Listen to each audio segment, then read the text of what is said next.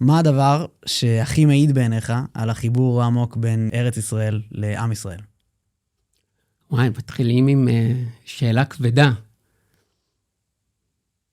אני חושב שירושלים, אם הייתי צריך לתת איזשהו אתר ספציפי, אז עיר דוד, אני חושב שזה הדבר שמחבר אותנו, וגם השם, אתה יודע, אנחנו יהודים מיהודה, זה בשם שלנו, זה טבוע בנו, אנחנו מכאן, אנחנו מכאן. בשם יהודים, אתה אומר. כן. מעניין. אז בעצם, מה החיבור בין יהודים לארץ ישראל בעיניך? זאת אומרת, בהשוואה לדתות אחרות, אז יש מצוות שקשורות בארץ, משהו שאני לא יודע אם קיים בדתות אחרות. זה המקום שאליו התפללנו ואליו רצינו ובו נבננו כאומה. כן. אז אוקיי, אז בוא רגע נגיד למי שלא מכיר אולי במקרה, מי אתה ובמה מדובר. אתה למעשה אורן קרנוביץ', האדם מאחורי ערוץ היוטיוב Traveling Israel, אתה למעשה חוקר ארץ ישראל, ואתה בעצם למדת גם היסטוריה וגם לימודי ארץ ישראל למשך באמת שנים, ואתה בעצם הערוץ שלך הוא כלי תקשורת בינלאומי מאוד מאוד חזק, עם המון צופים ועוקבים, מיליונים של צפיות, הרבה בגלל הנושאים הספציפיים האלה של המאבק הזהותי סביב המקום שבו אנחנו נמצאים. אז אני ממש אשמח לצלול בעצם לעומק של כל הדברים האלה. אז אם צריך למקד אותך למקום אחד, למשהו אחד, אמרת עיר דוד, מה שם, אם אתה יכול לעשות לנו טיפה יותר צלילה פנימה, מה באמת כל כך מעיד דווקא שם על החיבור של יהודים לארץ ישראל? אז אני אגיד למרות שאני חילוני, דווקא זה שמצאו שם בולות, ממש טבעת חותם של שמות שמופיעים בתנ"ך, זה משהו שקשר אמיתי לסיפורי התנ"ך. שוב, אתה יכול להאמין, אתה יכול לא להאמין, תמיד כשמדברים על תנ"ך, אז אנשים קופצים, רגע, הוא מנסה להחזיר בתשובה, הוא חילוני, הוא דתי, אפשר לשחרר את הכל, אפשר להאמין באלוהים, אפשר שלא, אבל עצם זה שיש לנו פשוט עדויות בשטח, עם ממש שמות שמופיעים בתנ"ך, שאנחנו מוצאים אותם בעיר דוד, 2,700 שנה אחרי, זה בעיניי פלא. האם זה מספיק? אתה הרי הרבה מדבר מול העולם, אתה הערוץ שלך הוא באנגלית, ואתה בעצם חוטף המון גם שנאה בהקשר של זה. האם זה מסביר לעולם את החיבור שלנו? זה שבעיר דוד יש באמת עדויות עתיקות מאוד שאנחנו היינו פה. שאלה טובה, שאלה מאוד טובה. אני חושב שאני לא יודע, זאת אומרת, כמובן שיהודים או נוצרים זה כמובן מחבר, אבל האם עכשיו איזשהו סטודנט שלא אוהב את ישראל, האם זה מה שיגיד, וואלה, יש פה משהו? אני לא כל כך בטוח, למען האמת. הבנתי. גם פשוט ספציפית עליך, אתה הרי למעשה מדריך טיולים, אתה מסתובב המון בארץ, אתה נוגע בשטח במקומות עצמם, ואתה רואה את ההיסטוריה. כל מי שהולך בארץ ישראל רואה את ההיסטוריה למעשה. אז גם, תכף נגיע טיפה יותר לעומק של מה שאתה כן עם הסרטונים בפועל מדבר, אבל בתור דווקא מדריך טיולים וחוקר בארץ ישראל, מה זה מעיד לך, שאתה רואה את המקומות האלה שפה הלך דוד? אני חושב שפשוט כמה התברכנו שיש לנו את החיבור העמוק הזה, שיש טקסטים שנמצאו בקומראן לפני 2,000 שנה, שאתה ואני יכולים לקרוא בהם, שהם בעברית. אני חושב שאין עוד הרבה עמים שיש להם את הדבר הזה. כן, נכון. ואנחנו אולי אפילו קצת לוקחים את זה כמובן מאליו. אני גדלתי בקרמי יוסף, וממש המקום שאליו בו אנחנו הולכים לטייל, מוצאים את הכלב לטיול, זה תל גזר, מקום שמוזכר בתנ"ך. כן. ואין עוד הרבה אנשים בעולם, גם אם אתה לא מאמין, הרב מחר הכי גדול בעולם, התנ"ך נכתב על ה-backyard שלהם. כן. אני חושב שזה מפעים אותי כל פעם מחדש. וואו. מקום שבו אני הולך עם הכלב שלי, מקום שבו שיחקנו כילדים, מקום שמיליארדי אנשים ב3,000 שנה האחרונות קוראים עליו. זה באמת. וזה אצלנו, פה. וואו, ומה... סליחה, בטח. לא. יש עוד נקודות כאלה בארץ שאתה בעצם הכי מתרגש מהן בהקשר הזה? או שבאמת החצר האחורית שלך היא העיקר? אז אני חושב שהרבה מזה זה באמת תל גזר, שאני הולך שם, אני יכול לדבר חברה על דברים הכי יומיומיים, ואז להגיד לעצמי, זה שער של שלמה המלך. המפעל מים האדיר בתל גזר, שאתה רואה איזה יכולות היו להם. בדיוק בדרך לכאן מישהו זיהה אותי, והוא מהנדס מים, אז דיברנו על זה שאתה יודע, בהרבה מהאתרים בארץ, אני אומר, הם לא מרשימים. אפילו תיקח את האתר היהודי המפורסם ביותר, הכותל המערבי, הוא לא מרשים.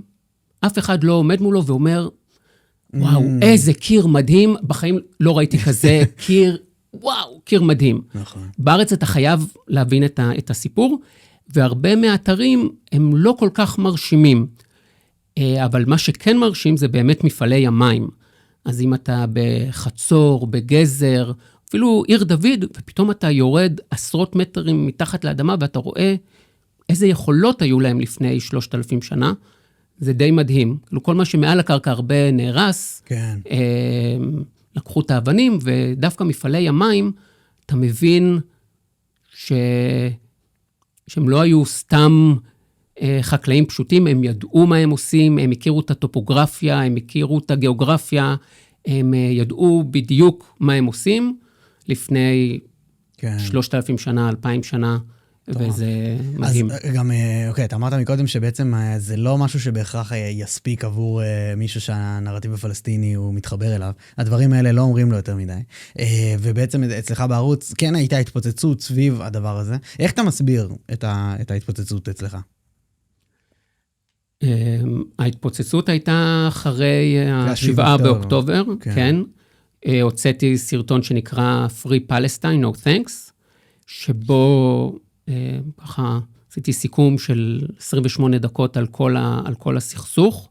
אני חושב שאנשים מאוד מאוד חיפשו. אני אגיד שגם לפני הערוץ נקרא Traveling Israel, כי הוא באמת נועד בהתחלה לעזור למטיילים, להבין את ישראל, מדברים מאוד מאוד פרקטיים, איך לתכנן טיול, תחבורה ציבורית, הוסטלים, אבל מה ששמתי לב גם כמדריך, זה שאתה לומד להיות מורה דרך, אז אתה אומר, אוקיי, אני חייב לזכור, הכנסייה הזאת נבנתה בשנה הזאת, ואז המלך הזה הרס אותה, אבל בסופו של דבר, כשאתה עם אנשים בשטח, אז הם שואלים על מה שהם רואים. הם שואלים המון על החברה, המון על פוליטיקה, על יחסי חרדים, ערבים, ושמתי לב שדווקא הסרטונים האלה, לפני 7 באוקטובר, עובדים יותר טוב. אז כבר לפני זה היו לי כמה סרטונים, בכלל על החברה הישראלית, מה אפשר ללמוד על החברה הישראלית מביקור בסופר, כן. משהו שתמיד מאוד מעניין אנשים, ההיסטוריה של ישראל דרך 10 שירים, כן. דברים כאלה, ופשוט מה-7 באוקטובר זה קיבל איזשהו תפנית והלך יותר אז מה יש בסיפור הזה באמת על הנרטיב בין הישראלי לפלסטיני, וכי אתה קורא לזה סכסוך, זה מאוד, אולי אפילו מצמצם את זה לשנים האחרונות, אבל זה כל כך עתיק, המאבק על המקום הזה. מה בו כזה נפיץ לדעתך, בטח בעולם? מה הופך את הנקודה הזאת את הסיפור, כן, את המאבק זהותי הזה סביב מי פה בעל הבית למעשה. אני אגיד שהיסטורית, אם מסתכלים על ארץ ישראל, והייתי צריך לסכם את ארץ ישראל במילה אחת, אז הייתי אומר מסדרון. כבר נחזור לפרק, אני רוצה קודם כל להגיד תודה לספונסר של היום, מיקוליביה. אם אתם מתקשים להתרכז מהלך היום, זה בדיוק בשבילכם. אם יש דבר שעוזר לי להתרכז ובאמת לקיים שיחות ארוכות ולהישאר חד ומרוכז לאורכן, זה פטריית הריסיום, או בלשונה העברי, פטריית רעמת האריה של חברת מיקוליביה. מיקוליביה היא החברה הוותיקה בשוק בישראל, בתחום פטריות המרפא, וזה מאוד ניכר באיכות. אני אומר לכם את זה בתור מישהו שמנסה לא מעט תוספים, אין משהו שמשפיע עליי יותר באופן מיידי, אני צורך את זה כבר שנים. פטריית הריסיום של מיקוליביה ספציפית. מאוד מאוד עוזרת, ואני מאוד מאוד ממליץ לכם להשתמש בזה. מדובר במיצוי מרוכז באיכות גבוהה, ופשוט מאוד קל לקחת את זה כל יום. אם בא לכם לנסות, יש לינק בתיאור של הפרק, וכאן לגבי המסך, יש גם ברקוד, מוזמנים להשתמש, תשתמשו בקוד דושי, ותקבלו 10% הנחה בעת רכישת הפטריה. פטריית הריסיום, רעמת האריה. שוב, תשתמשו בקוד דושי. תודה רבה למיקוליביה, וכעת נחזור לפרק. זאת אומרת, אנחנו מסדרון. נקודה אסטרטגית חכמה. כן. גם בעולם העתיק, בין שתי האימפריות הגדולות, שזה צד אחד מצרים, צד שני מסופוטמיה, עיראק, איראן, ואנחנו המעבר בין שתי האימפריות האדירות האלה. זה נראה לך הסבר, באמת השימוש במקום. אני חושב שזה חלק מזה, וגם יש את האובססיה איתנו היהודים. קודם לנוצרים, ואז למוסלמים, פשוט כי אנחנו היינו קודם. הנוצרים הרי, קוראים לזה ברית החדשה,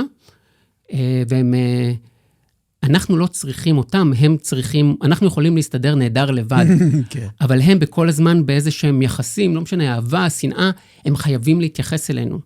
כי, אתה יודע, אם הם באו להחליף אותנו, ברוח, בבשר, זה לא משנה, הם חייבים להתייחס אלינו, אנחנו פחות צריכים אותם, כן. ואותו דבר עם המוסלמים, שגם הם רואים את עצמם התקדמות, בדיוק. אוקיי, אם אתה יכול, אחד הדברים שאני הכי אהבתי בסרטונים שלך, זה ההסבר המפורש יותר, אני אגיד בעצם השקרים ההיסטוריים מתחזקים את הנרטיב הפלסטיני. אתה יכול בבקשה לעשות לנו סדר, לי ולמאזינים, בנוגע למים, אותם בעצם הסתכלויות אפילו שקריות במכוון, אני לא יודע אם זה בזדון או לא, אני אשמח שאתה תגיד לי. מיתוסים כאלה בנוגע לנרטיב שמעצב את כל הנרטיב הפלסטיני. אז אני אגיד משהו שאולי הוא שמע קצת קיצוני, עוד לא אמרתי אותו באחד הסרטונים שלי, שאני יודע, זה נשמע מאוד קיצוני, אבל אז אני אסביר, כל הזהות הפלסטינית נועדה כדי להחליף אותנו, כדי לחסל את מדינת ישראל. נגיד וזה בעצם אפשר להגיד השלב השלישי.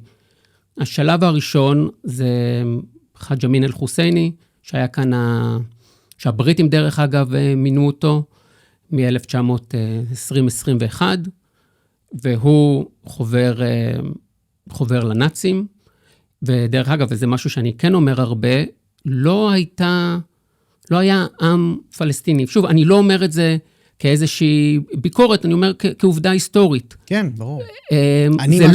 זה לא ברור לרוב האנשים, אני לא יודע גם כמה ישראלים יודעים את זה.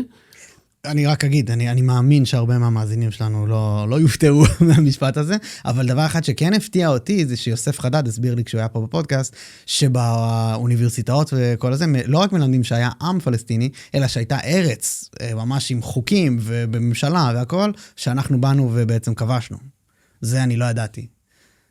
כמובן שזה לא היה ולא נברא, אני אפילו אגיד, אין עם יותר קולוניאליסטי, בעולם אולי מהעם הפלסטיני, כי השם ניתן על ידי האימפריה הרומית, כן, הרומים, למעשה העם הפלסטיני זה עונש שאנחנו קיבלנו מהרומים לפני 2000 שנה. כן. הרי היה את מרד בר כוכבא, הרומאים רצו לנתק את הקשר בין היהודים ליהודה, אז הם פשוט שינו את השם לפלסטינה, על שם הפלישתים שהיו הרבה מאוד שנים לפני כן, אז הם אלה שנתנו את השם פלסטינה. והשם הזה התגלגל בשפות האירופאיות, אבל הערבים שהיו כאן, העות'מאנים היו כאן 400 שנה, הם לא קראו לחבל הארץ הזה פלסטין.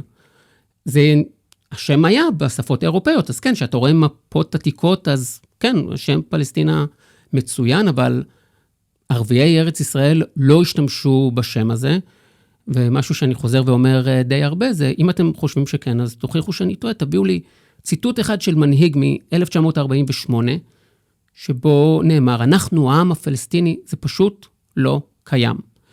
אז רק אני אגיד גם למה אמרתי שזה העם הקולוניאליסטי ביותר, אז השם ניתן על ידי האימפריה הרומית לפני 2000 שנה, הגבולות ניתנו על ידי האימפריה הבריטית, בתקופת המנדט, והסיפור, הנרטיב, הרבה ממנו על ידי הסובייטים בשנות ה-60, ולזה אני אגיע עוד מעט, אני אמרתי שהשלב הראשון באמת היה חאג' אמין אל-חוסייני, מנסה לחסל את היישוב היהודי, היטלר עולה לשלטון, ישר פונה אליו, כל המנהיגים של ערביי ארץ ישראל בשנות ה-40, כולם היו בגרמניה הנאצית, חאג' אמין אל-חוסייני הוא הידוע ביותר, גם קוואקג'י וגם חסן סלמה, כולם ישבו בגרמניה הנאצית, וקראו לא רק להשמדת היישוב היהודי בארץ ישראל, אלא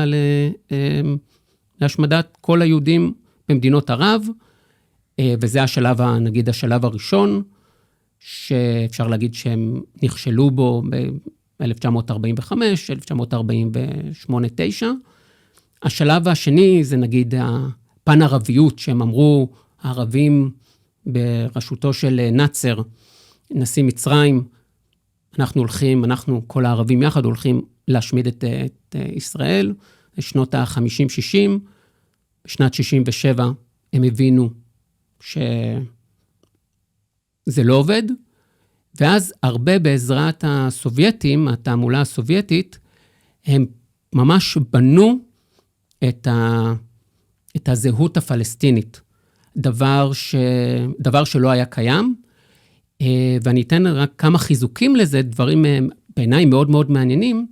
אש"ף, כן, הארגון לשחרור פלסטין, נוסד ב-1964, אוקיי? 3 שנים לפני 67, ובאמנה שלהם, סעיף 24, גם כדאי תבדקו אותי, כתוב, הם בעצם אומרים שהם מעוניינים לשחרר רק את השטחים שהם בעצם מדינת ישראל.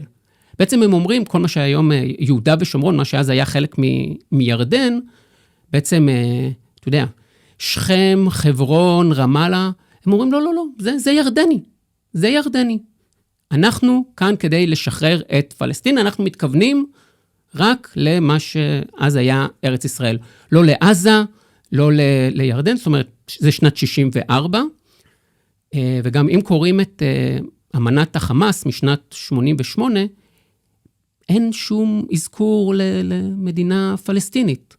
זאת אומרת, כל הנרטיב הזה, כל הזהות הפלסטינית המומצאת, היא כדי שלמערב, לחלקים גדולים בשמאל במערב, יהיה יותר קל להתחבר לרעיון הזה.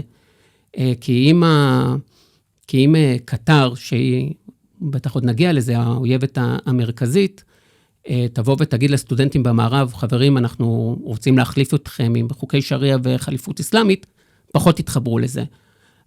וגם, אתה יודע, האומה האסלאמית, האומה הערבית מול מדינת ישראל, זה לא נראה טוב, כי הם רבים ואנחנו מעטים. אני גם לא סקפטי לגבי זה שהם לא ירצו את זה בשלב זה. הם ירצו, אבל בשלבים יותר מאוחרים.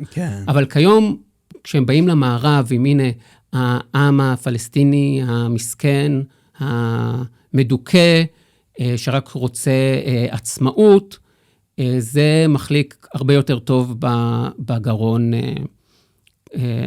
במערב, וגם, רק אני אגיד גם בנוסף לזה, שאם אני מסתכל על מה שאני עושה היום, ומול מה אנחנו נלחמים, אז אני אגיד שבמילה אחת, האויבת היא קטר ברשתות, ב2 מילים האחים המוסלמים, וב3 מילים זה הברית האדומה ירוקה.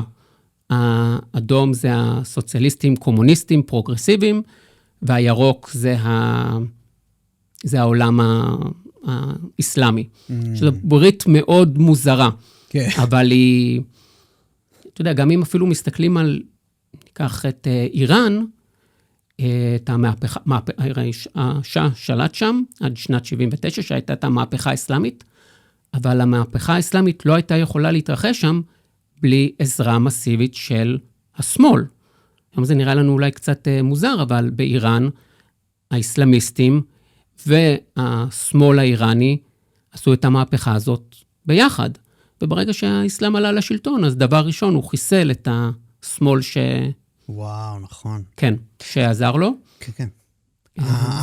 אוקיי, זה דברים מרתקים. אני תכף גם אשמח באמת להרחיב יותר את בוא נגיד את ימינו אנו והעתיד, אבל יותר ברגע ברמה היסטורית של בעצם על מה נשען הנרטיב הפלסטיני, רק בשביל שנבין, כי אתה בעצם בסרטונים שלך אתה די מכסה את כל הנרטיב, איפה הוא בדיוק נופל, אז אני אשמח שתראה לנו באמת עוד, איפה הנקודות האלה שבהם זה לא באמת מסתדר.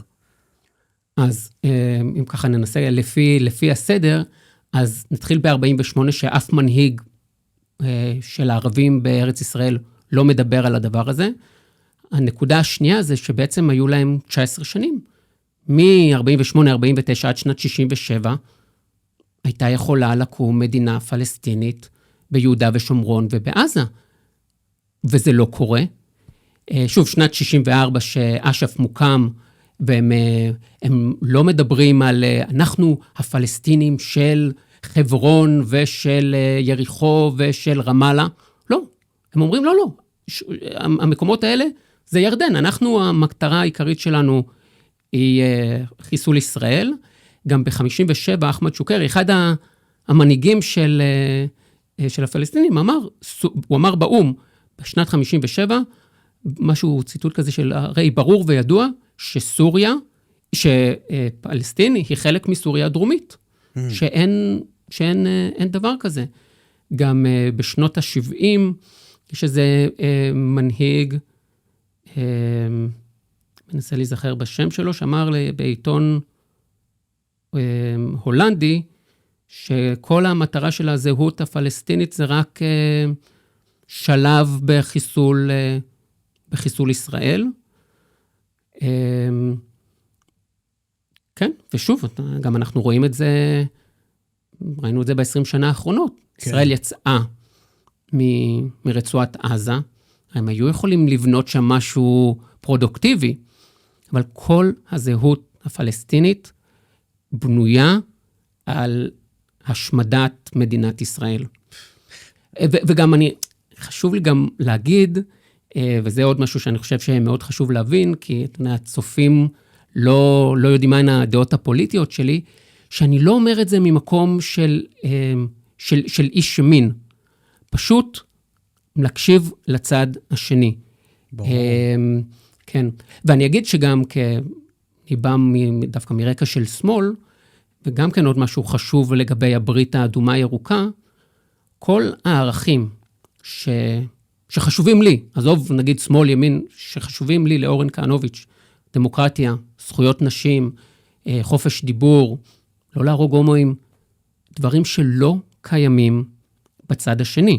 אני חושב שזה גם כן נקודה שחשוב מאוד להבהיר אותה ולדבר עליה. כן, כן, לגמרי. אני גם אשמח שנמשיך למנות עוד מעט את העניינים שם בעצם עם הנרטיב הפלסטיני ומה שקורה, אבל אתה נוגע פה במשהו ממש חשוב, אני באמת לא חושב שזה עניין של ימין ושמאל, זה בטח לא, אבל נגעת לפני שהמצלמות נפתחו, אמרת לי שבעצם תופעה מאוד מעניינת אצלך, זה כמה יוטיוב זה בעצם המון, יש אנשים יותר כאלה משכילים מבוגרים, ובאינסטגרם, שאתה גם כן חזק, פונים אליך הרבה, גם יותר נשים צעירות, אבל גם גברים יותר צעירים, שהם חילונים, אין להם רקע בהכרח דתי, בטח שלא ימין, שמאל, דברים בסגנון הזה, אבל הם בעצם, משהו בהם מאז השביעי לעשירי קורה לחקור את הזהות היהודית הזאת, ונכון? תתקן אותי. כן, כן. מה בעצם זה? אני אגיד שבכללי יוטיוב היא יותר גברית, ואינסטגרם יותר נשית, גם הקהל ביוטיוב בגדול, כמובן יותר מבוגר, לא רק. פה יש המון נשים שמאזינות ביוטיוב, כן. אבל יש גם הרוב הוא גברים באמת בפלטפורמה עצמה, אבל יש פה בפודקאסט המון נשים מאזינות. אז אני חושב שאצלי ביוטיוב זה בערך 70%, 70 ומשהו אחוז גברים, ואינסטגרם הרבה יותר נשית, יותר חילונית, יותר צעירה. אז זהו, בהקשר החילוני, דווקא אנשים שפתאום מחפשים את הדבר הזה, איך אתה מסביר את זה? אני חושב שה7 באוקטובר פתאום גרם להרבה מאוד ישראלים, הישראלים הם בערך 10-15% מהקהל שלי, רגע פתאום לשאול את עצמם, רגע, למה תוקפים אותנו, למה שונאים אותנו, מה החיבור שלנו למקום הזה? אני חושב שבעקבות השבר הנורא הזה, פתאום זה גרם לאנשים ככה לעצור ולחשוב, רגע, מה מחבר אותי, מה... כן. ואני אגיד שזה לא פעם ראשונה שזה קורה, היה גם גל כזה אחרי מלחמת 6 הימים. שפתאום אנשים מסתובבים בעיר העתיקה בירושלים, זה גם יריחו וביהודה ושומרון, ופתאום אומרים, כן. רגע, מה זה? אז מלחמה זה תמיד איזשהו שבר שגורם לאנשים... בטח גם שאתה מדבר על פער דורי, זאת אומרת, הדור הקודם אולי עבר משהו כזה דומה במלחמת השחרור, או ששת הימים, אבל אנחנו למעשה, אנשים בגילי, בגילך, לא חווינו משהו כזה מטלטל בחיינו. נכון. ואז זה כזה גורם לך בעצם. נכון, אני גם אגיד אני חושב שאני כאחד שתמיד מאוד אהב היסטוריה, תמיד שאלתי את עצמי, מעניין איך זה לחיות במין אירוע מכונן, אירוע גדול כזה, כמו מלחמת ששת הימים, יום העצמאות, כן. ופתאום כן. קיבלנו את זה לפנים. לגמרי. כן. אז אוקיי, אז אני רוצה, זה פשוט מחבר, אני אישית מאוד מוצא בחקר ארץ ישראל, וזה בעצם, זה בפועל מה שאתה עושה בכך שאתה מדריך טיולים. אני אגיד... אתה נרתע מה... אני אגיד לך למה אני נרתע, כי זה לא כל כך נכון, וצריך לתת קרדיט לארכיאולוגים ולחוקרים. מה שאנחנו עושים כמורה דרך, אנחנו רק מנגישים את המידע. אנחנו לא באמת... אתה לא מגלה מידע חדש. נכון, אנחנו אוספים את המידע. גם עוד משהו שאני אגיד שהרבה פעמים בסוף הדרכה, אז המודרכים רוצים להגיד לנו, וואי, תודה רבה. הרבה פעמים הם אומרים, אתה יודע הרבה מאוד. המטרה בהדרכה זה לא להראות כמה שאתה יודע.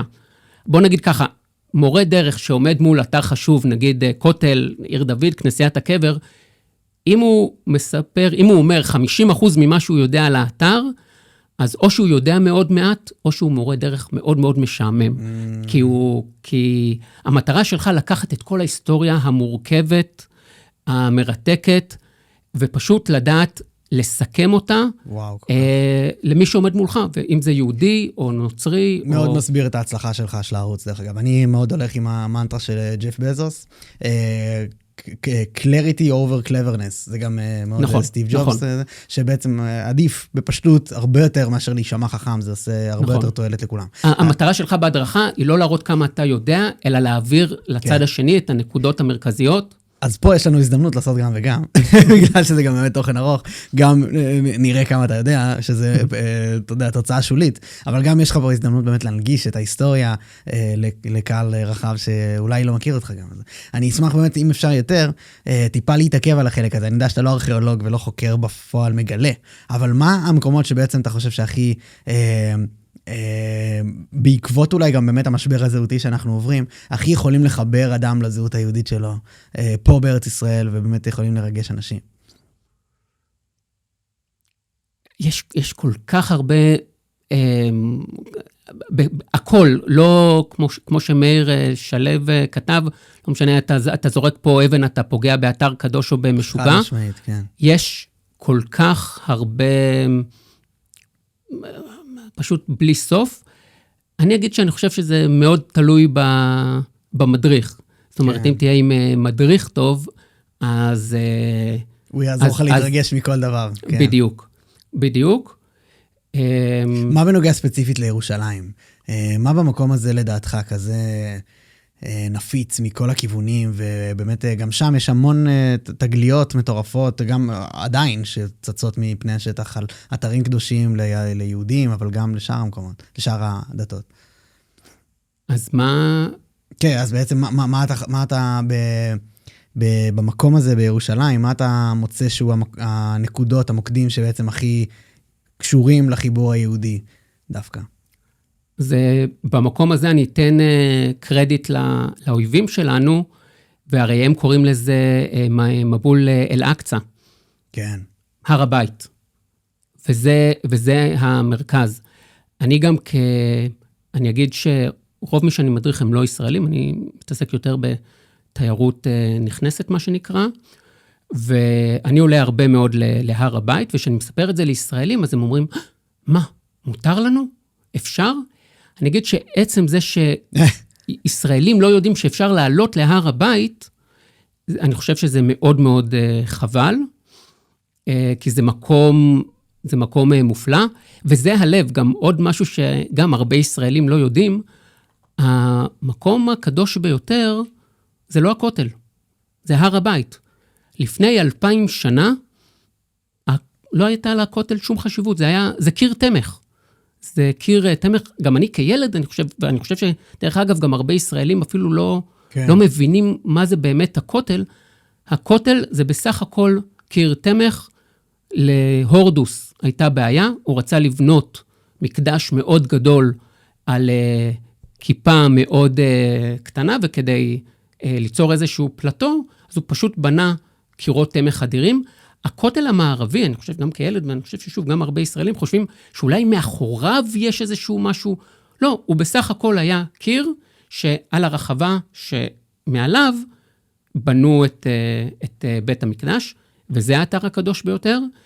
ואני אפילו חושב שאם היינו הולכים ליהודים לפני 2000 שנה ואומרים להם, חבר'ה, בית המקדש הולך להיחרב, לא יישאר ממנו זכר, יהיה אסור ליהודים לעלות למעלה. איזה קיר יהפוך להיות הקיר החשוב ביותר? היהודים לפני 2000 שנה, כולם היו אומרים, הכותל הדרומי, ברור. כי העלייה להר הבית הייתה דרך הכותל הדרומי. וואו, איזה מרתק. כן, שערי חולדה, שדרכם עלו להר הבית, היו בכותל הדרומי. הכותל המערבי, לפני 2000 שנה, אפס חשיבות. רק ב-600 שנה האחרונות, הוא הפך למקום שהיום הוא כאילו המזוהה ביותר לזכור את הר הבית. איזה מטורף. אבל לפני 2000 שנה, זה היה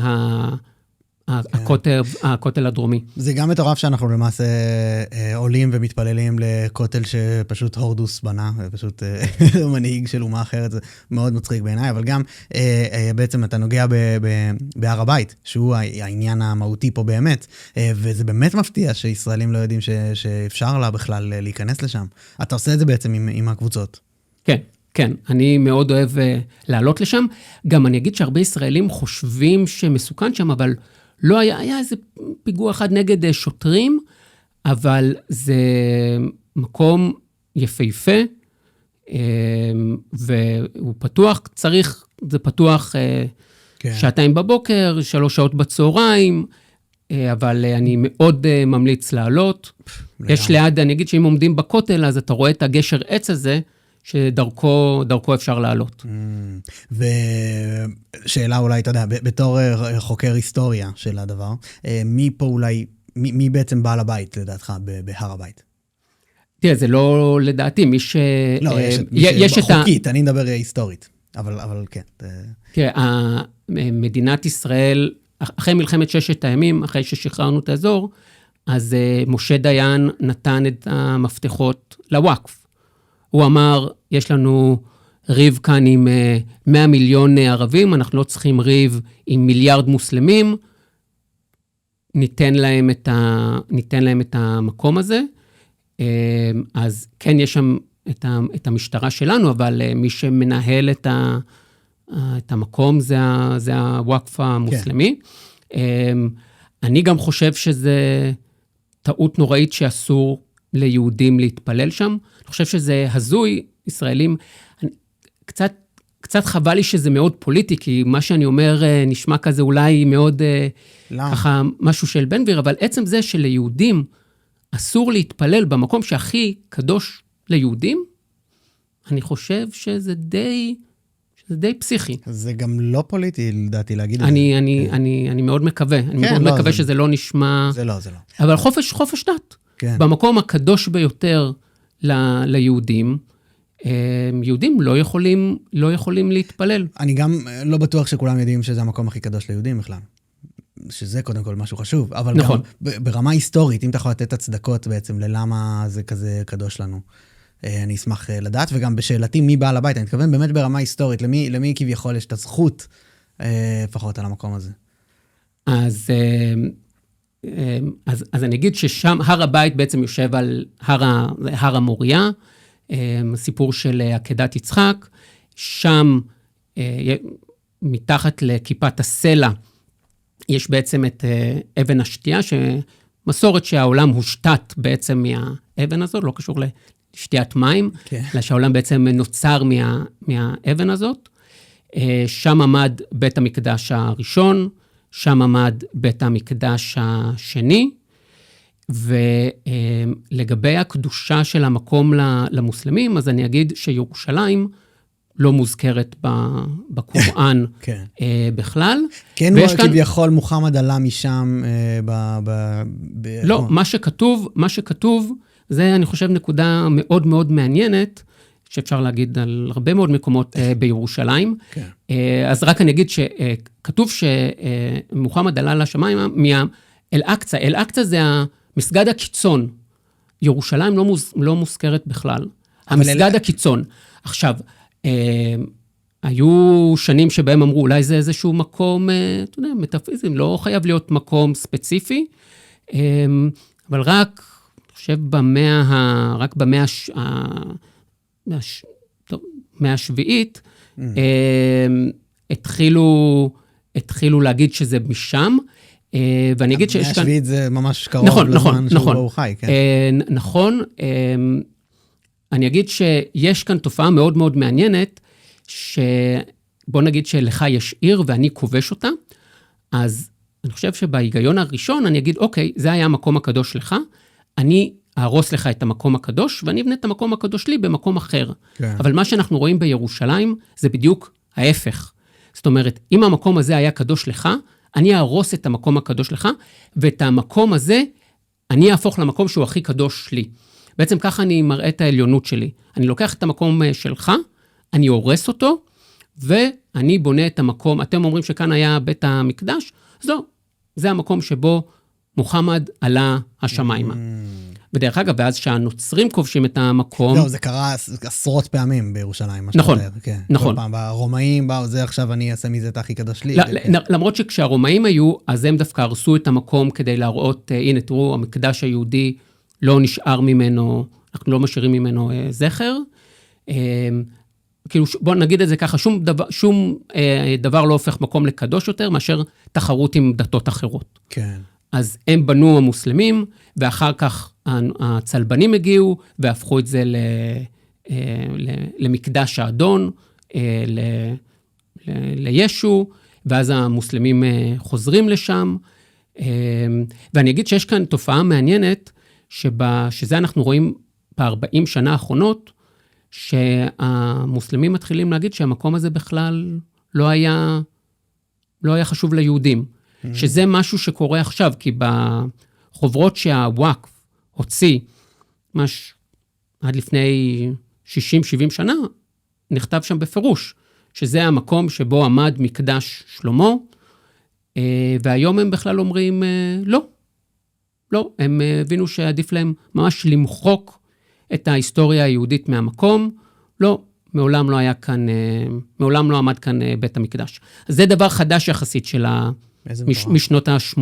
רגע, וכשאתה אמרת על אל-אקצא, אתה בעצם, אם הבנתי נכון, אתה מתכוון שבעצם בכיבוש של ירושלים קראו למקום אל-אקצא, כי כתוב שמאל-אקצא בעצם מוחמד עלה. זה המסגד הקיצון, הקצה. כן, ואז בעצם לקרוא אל-אקצא למקום הזה, זה בעצם הכיבוש של כמו שאתה תיארת. כן, להעניק חשיבות דתית, היהודים אומרים שזה המקדש שלנו, אנחנו באנו להחליף אותם, אז בעצם נגיד שהמקום הקדוש להם, זה בעצם מקום שקדוש לנו. מטורף, זה משהו שלא ידעתי בכלל. אבל משהו שנוסף לזה, זה שבאמת המקדש, הנקודה, המסגד הקיצוני, זה מה שאתה מתכוון שזה בעצם אל-אקצא, אין שם שום מזכור לשום מקום אחר, לא למקה, לא למדינה, למקומות בסגנון הזה, שגם כן, רק בשביל להבין בעצם במה מדובר.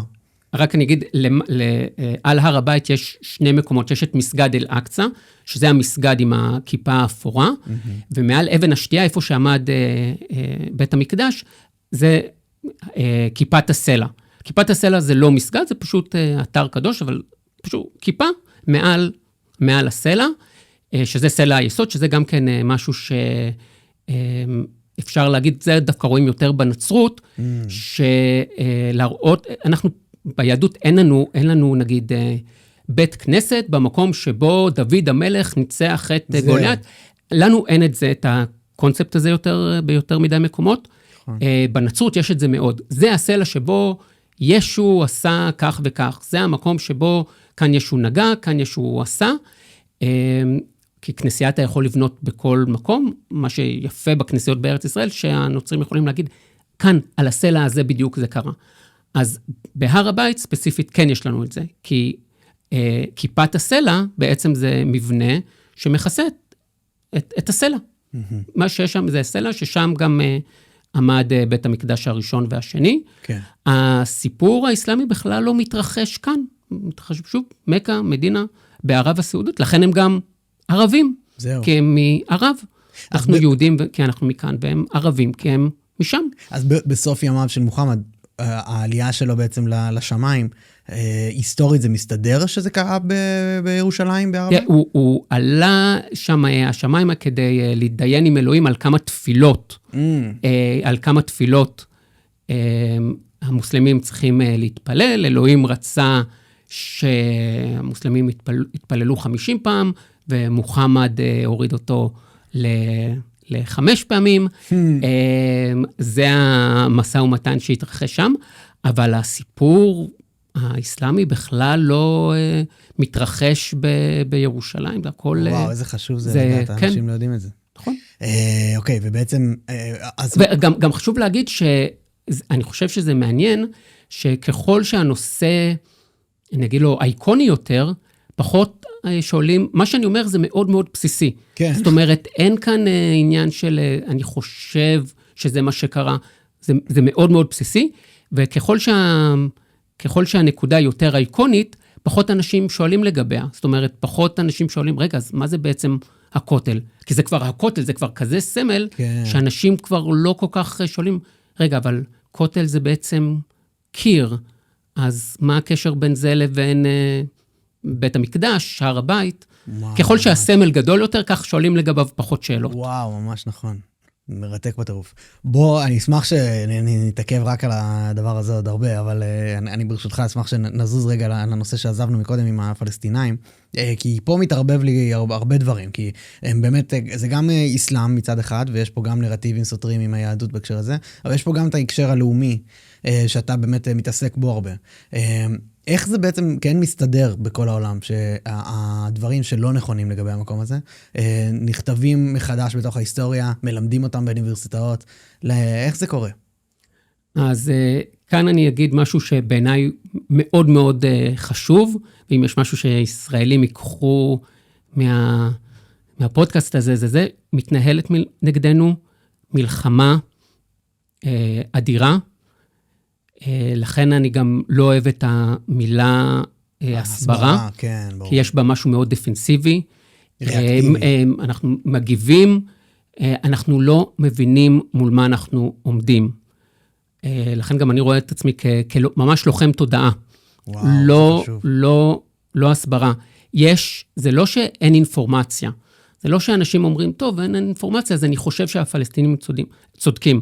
יש כאן ממש מבצע דיסאינפורמציה עצום, ששוב, בעולם שלי, של האונליין, אז רואים את זה לגמרי שקטר היא המנוע מאחוריו, והאידיאולוגיה זה אותה אידיאולוגיה של האחים המוסלמים, שחמאס קשורה אליהם, חלק בדיוק, והדרך שבה הם מצליחים לחדור, זה באמת הנושא הזה של הברית האדומה ירוקה, והם נכנסים דרך ארגוני זכויות אדם, דרך האקדמיה.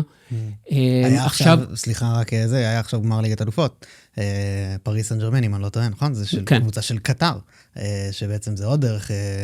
נכון, הם ממש...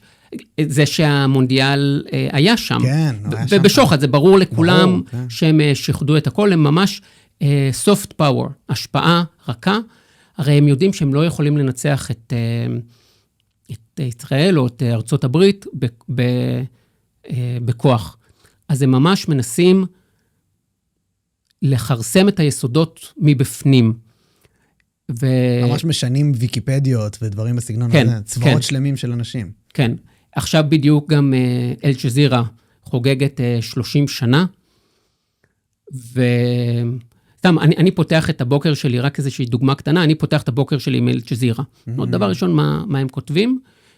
אם אני אשאל אותך כמה מחבלים ישראל חיסלה בעזה, לפי קטר, אם אתה עוקב אחרי הכותרות שלהם, המספר הוא 0. זאת אומרת, כן. הכותרות הן תמיד על נשים, ילדים, פלסטינאים, לעולם לא על חמושים, לעולם לא על טרוריסטים, וקטר באמת עשו מהלך מדהים, הם ב-20 שנה האחרונות הם השקיעו מיליארדים, הם התורמים הכי גדולים לאוניברסיטאות האליטה האמריקאיות, ממש שופכים מיליארדים, ופשוט משכתבים את ההיסטוריה, גורמים לישראל להיראות כחלק מציר הרשע, פתאום אנחנו הקולוניאליסטים, הלבנים, שזה גם מאוד מעניין, כי גם בארץ הרוב הם בכלל לא מאירופה, וגם כשהיינו באירופה, אז לא נחשבנו לבנים, ופתאום מחשבים אותנו כקולוניאליסטים הלבנים. כן, הדברים האלה נראה לי לישראלים פחות יהיו מפתיעים. יותר מה שמפתיע לשמוע, זה בעצם באיזה אופן ההיסטוריה, כי זה גם באמת גם זולג לישראל, אתה יודע, אנשים מצביעים ורוצים בתוך ישראל כל מיני דברים שקשורים לנרטיב הפלסטיני. ואתה בעצם מראה איך זה הכל דיסאינפורמציה. זה ממש מבצע דיסאינפורמציה. אז אני אשמח לראות את הנקודות גם של מה פה אומרים שהוא נכון, ואנחנו תופסים כנכון והוא שקר. דבר ראשון, שוב, כל הזהות הפלסטינית, אני חושב שזה הדבר הגדול ביותר. אני אגיד שלפני קטר, מי שהתחיל את זה, זה התעמולה של ברית המועצות, התעמולה הסובייטית. כשחושבים על המלחמה הקרה, אז אנחנו הרבה פעמים חושבים על, אתה יודע, על מרגלים וסודות אטום, אבל הם הבינו שיהיה הרבה יותר קל פשוט להחליש את החברה מבפנים. וסתם איזושהי דוגמה קטנה לזה, אולי לא יודע כמה זה רלוונטי, אבל כשהפילו דברים שקורים גם היום גם רוסיה, גם סין, גם קטר, בגלל שהן דיקטטורות, אז יש להם יתרון מאוד מאוד גדול עלינו, כי אנחנו מדינה דמוקרטית, אנחנו יכולים, כל אחד כאן יכול לבקר את הממשלה, יש הרבה מאוד קולות. במדינות דיקטטורות, אז הרבה יותר קל להן, כי הן בעצם, הן מייצרות את הנרטיב. יש נרטיב אחד, והן רצות עליו. אני אגיד שאני מטבעי אדם מאוד אופטימי, ואני מאוד אוהב את העשייה שלי, ואני שמח על מה שאני עושה, אבל אם היה לי איזשהו רגע של פסימיות, הייתי שנה שעברה אשתי חגגה יום הולדת 40, טסנו ללונדון, ושחזרנו, אתה יודע, אז בשדה תעופה הית'רו, היה ראיון של BBC עם גדעון לוי. גדעון לוי, כתב של הארץ, שמבקר כמובן את פעולות של ישראל. את הציונות, כן. כן, וזה ממש היה, אתה יודע, שאתה רואה שורה של גייטים ארוכה, לא נגמרת, ובכולם מסכים ענקיים, ורואים את גדעון לוי, ואני פשוט חשבתי, אוקיי, אתה רוצה לדבר נגד נתניהו, תדבר נגד נתניהו, אתה רוצה, תגיד את הדברים הכי קשים, אבל בסוף תגיד, אבל אני מאוד שמח שאני חי במדינת ישראל, ואני יכול לבקר כאן את השלטון, כי בצד השני, בעזה ובדוחה, ובטהרן, אין דברים כאלה.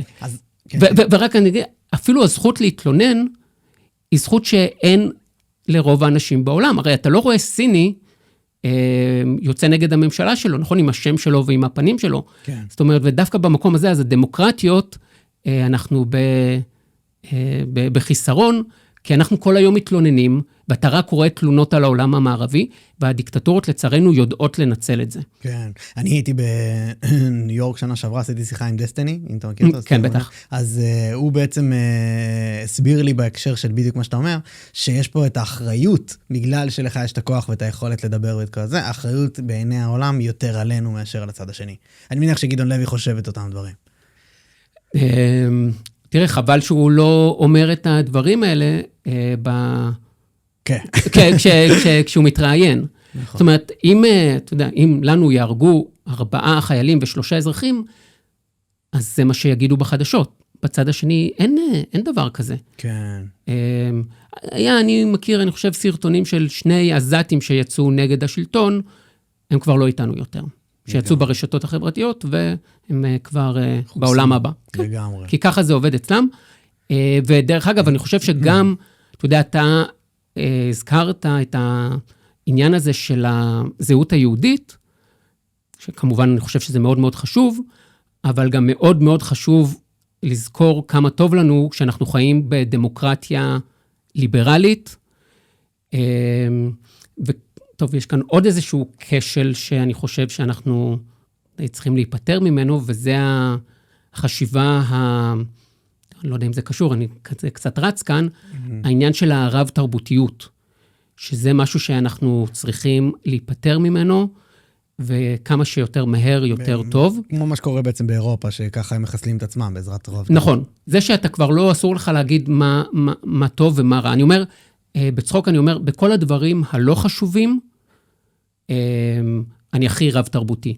שתהיה לך אישה מספרד, נגרות יפנית, אוכל קוריאני, בכיף. אתה רוצה ללמוד איזה שפה אפריקנית, בכיף.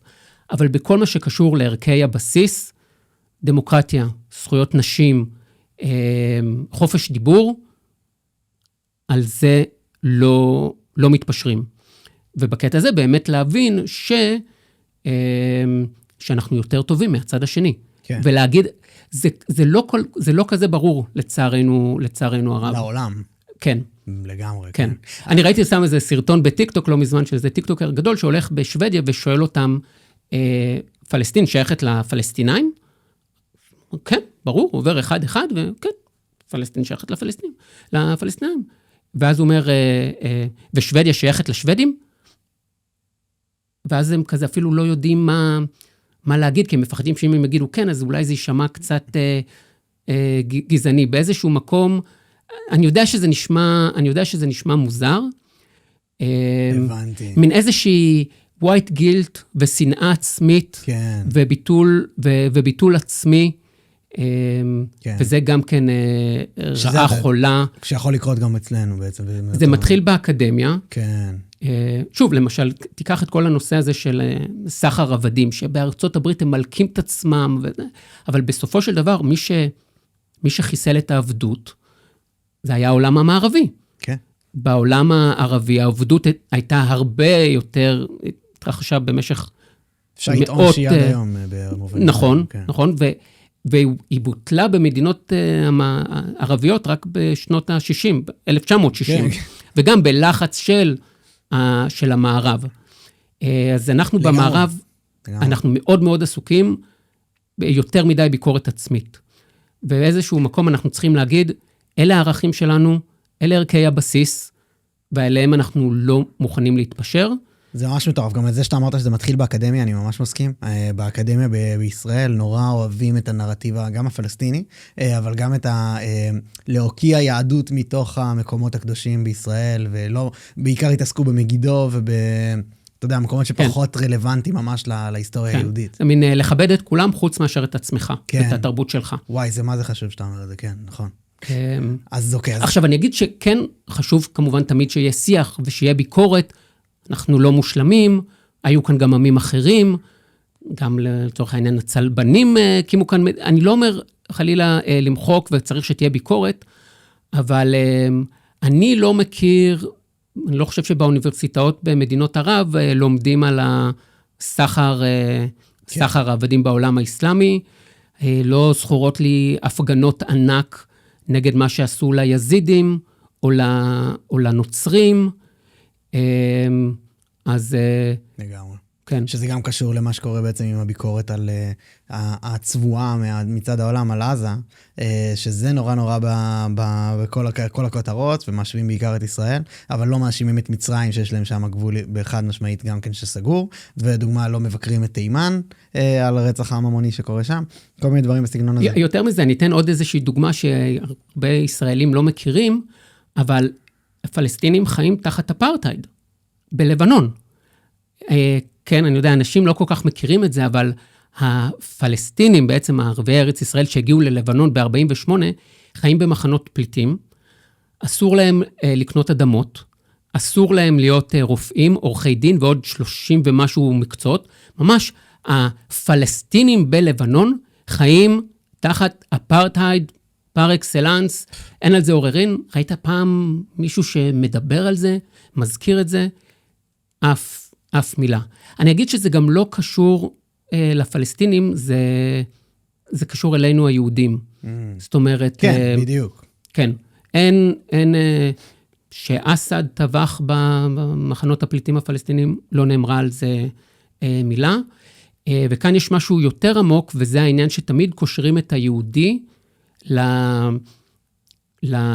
אתה לוקח את הדבר הנורא ביותר שיכול להיות, ואתה מקשר אליו את העניין היהודי. זה דרך אגב פחות קשור למה שאנחנו נעשה, לכן גם הסברה לא עובדת, כי זה לא קשור אלינו, זה איך הם תופסים את היהודי. בדיוק כמו שאם היית חוזר עכשיו 90 שנה אחורה לגרמניה הנאצית, אז לא היית בא לגרמני ומנסה לעשות הסברה ולהגיד, לא, תקשיב, אנחנו דווקא לא גזע נחות, אנחנו אחלה גזע, נכון? לא היית אומר את זה. היית אומר, תקשיב, אתה חולה בראש, כל הנושא הזה עם הגזעים, אתה חולה בראש, אתה לא בסדר, ואותו דבר אנחנו צריכים לעשות כאן. אנחנו צריכים להבין שזה לא קשור למעשים שלנו, זה קשור לאיך הם רואים את היהודי. ואני אגיד שאלה שיוצאים נגד ישראל, הם חושבים שהם הצדיקים הגדולים. יש להם את תסביך המושיע, הם ממש רואים, אנחנו הרעים, המדכאים, הפלסטינים הם המדוכאים, והם בהאוורד והם הסטודנטים, יש להם תסביך המושיע, אנחנו נבוא ונושיע את הפלסטינים מהישראלים הרעים. זה ממש לוקחים אתה לוקח מה שנחשב הכי רע, ואתה פשוט קושר אותו ליהודי. כן. באירופה כשהיה להיות לבן היה טוב, אז אנחנו לא היינו לבנים. עכשיו שלהיות לבן זה רע, אז פתאום אנחנו לבנים. אתה יודע, בשביל הקומוניסט, אז היהודי הוא הקפיטליסט, ובשביל הקפיטליסט היהודי הוא הקומוניסט. אתה פשוט לוקח את הדבר הכי נורא שאתה יכול לחשוב עליו, כן. ואתה קושר בראש ליהודים, זה ממש מחלה שלהם. לדאגלס מרי יש את המונח אנטי-סמיטיזם, איזה shape-shifting creature, או משהו כזה. בדיוק. שזה בעצם משנה צורה בהתאם לתחלואות החברה באותו עת. בדיוק. אוקיי, זה ממש נושא מעניין. אני אשמח אבל ברשותך, רגע לחזור למה שדיברנו על הר הבית והכותל וכל הדברים האלה, שזה באמת יותר קשור אולי ליהדות אסלאם, יותר ברמה העמוקה. ואמרת שיש בעצם, שישראלים לא יודעים שיכולים לעלות בכלל להר הבית, ויכולים להיות שם, וכמה הוא קדוש בכלל. יש עוד מקומות כאלה בישראל, שיהודים ישראלים לא יודעים עליהם, שאנחנו פה מתחת לאף שלנו, והם קדושים לנו, ויכולים להגיע אליהם, ואנחנו לא יודעים? יש כמובן את חברון, שהרבה אנשים... אתה עושה שם טיולים? הרבה, דבר ראשון בשלוש שנים האחרונות, כמעט, זה בכלל, אני אגיד שהחמש שנים האחרונות גמרו את התחום שלנו של התיירות נכנסת, קודם הקורונה, וזה ממש חיסלו את התחום שלנו. מזל שיש לך יוטיוב כל כך מצליח. היוטיוב הציל אותי. היוטיוב הציל אותי. בכלל, גם אנחנו אולי צריכים לדבר על זה, על היוטיוב, כי זה אדיר. אתה מדבר מול מצלמה, ומיליונים רואים, גם את הפודקאסט הזה, אנחנו יושבים ומדברים. זה באמת פסיכי, זה לגמרי פסיכי. זה אדיר. לצערי, אבל רוב האנשים לא רוצים בכלל לעשות דברים כאלה, אבל זה טוב שיש אותנו. אבל כן, הציבור הרחב זה פחות מעניין אותו לצערי. אני פשוט חושב שהדוגמה... אין כן, אני טועה, תגידו לי בתגובות, אבל נראה לי שלא. כל מי שמאזין, תפתחו ערוץ יוטיוב, עכשיו תפתחו ערוץ יוטיוב. זה אדיר. אני חושב שפשוט הר הבית זאת הדוגמה המובהקת ביותר, כי דבר ראשון, זה בבירה, זה בעיר הגדולה ביותר בישראל, ירושלים, וזה המקום הקדוש ביותר. זאת אומרת, עצם זה שישראלים לא יודעים את זה, שחושבים שהכותל הוא המקום הקדוש ביותר, שלא יודעים שאפשר להגיע לשם, זה מעיד שיש לנו עוד מה לדעת ומה להשתפר. איך אתה מסביר את זה שלא יודעים? אני אגיד שכאן, אני חושב שגם למדינת ישראל, אני חושב שגם משה דיין אמר על זה משהו, ואתה רואה את זה מאוד בירושלים, בטח שאתה מדריך זרים, שבירושלים, היא פיצית. ואתה יודע, המרחק בין, לא יודע מה, בין אפילו הכותל לכנסיית הקבר, זה כלום, זה כמה מאות מטרים, אבל זה world apart. כן. מי שמגיע לכאן הרבה פעמים לא מגיע לכאן, וזה מין יקומים מקבילים באותו מקום, ולגבי הר הבית אני אגיד שגם אני חושב שלמשטרת ישראל, ומה שהתחלתי להגיד על משה דיין, שאומר, זה מאוד מאוד נוח לרשויות המדינה, שהמוסלמים מגיעים להר הבית, היהודים לכותל, והנוצרים לכנסיית הקבר. אמצעי שליטה. גם שליטה וגם בלגן. באמת, אני מאוד מעריך את שוטרי משטרת ירושלים, חלילה לא בא אליהם בביקורת, יש להם את העבודה באמת הכי קשה בעולם.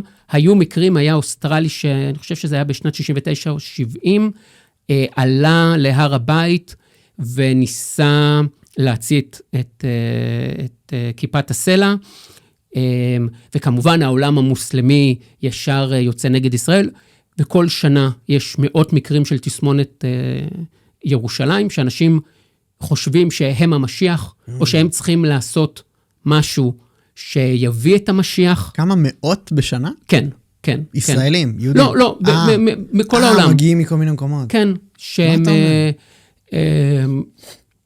אני עמדתי פעם בתור לעלות להר הבית, והשוטר סיפר לי שיש איזה מישהי, שגם ראיתי אותה, שניסתה לעלות להר הבית עם איזה, כאילו היא בהיריון, וביקשה שלא יבדקו אותה, כדי לעלות איזשהו גדי, ולשחוט אותו על הר הבית. אז דבר כזה, זה ישר פותח מהדורות חדשות בכל העולם, ויכול ליצור מהומות.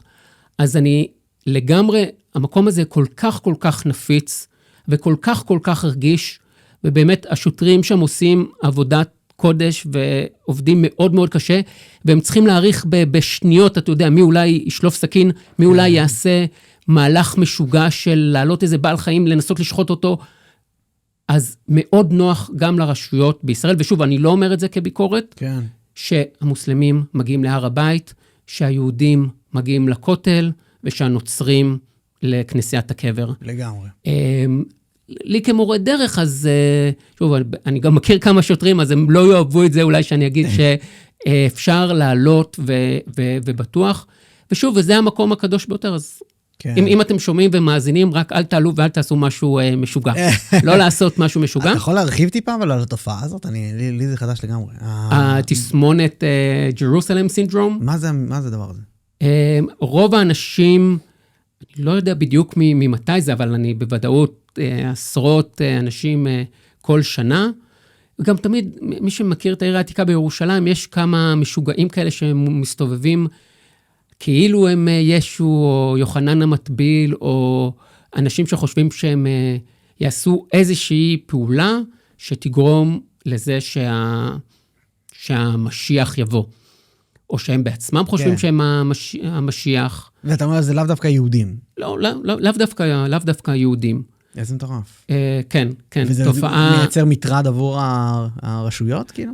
ברור, כי שוב, זה המקום הכי רגיש בעולם, וכל מישהו שעושה איזה משהו הכי קטן בהר הבית, וישר אנשי הוואקף יאשימו את ישראל. דרך אגב, כן אני אגיד, וחשוב להגיד, שאסור ליהודים להתפלל בהר הבית.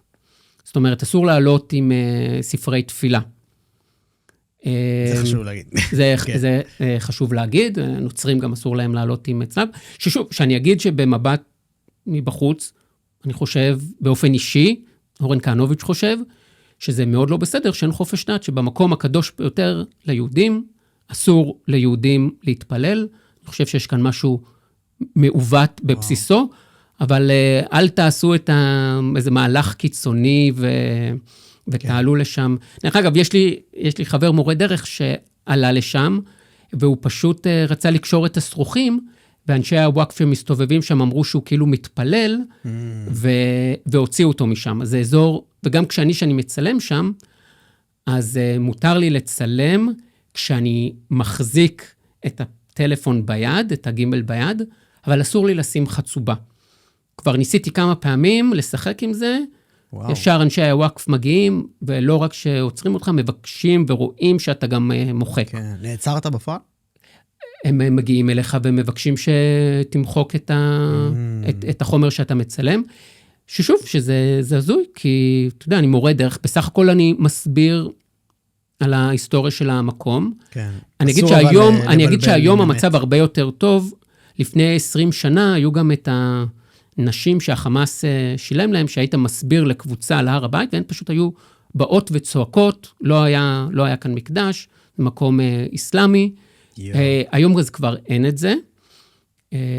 יש השתפרות גדולה מאוד ב-20 שנה האחרונות, אבל עדיין זה שווה לעלות, שווה להכיר.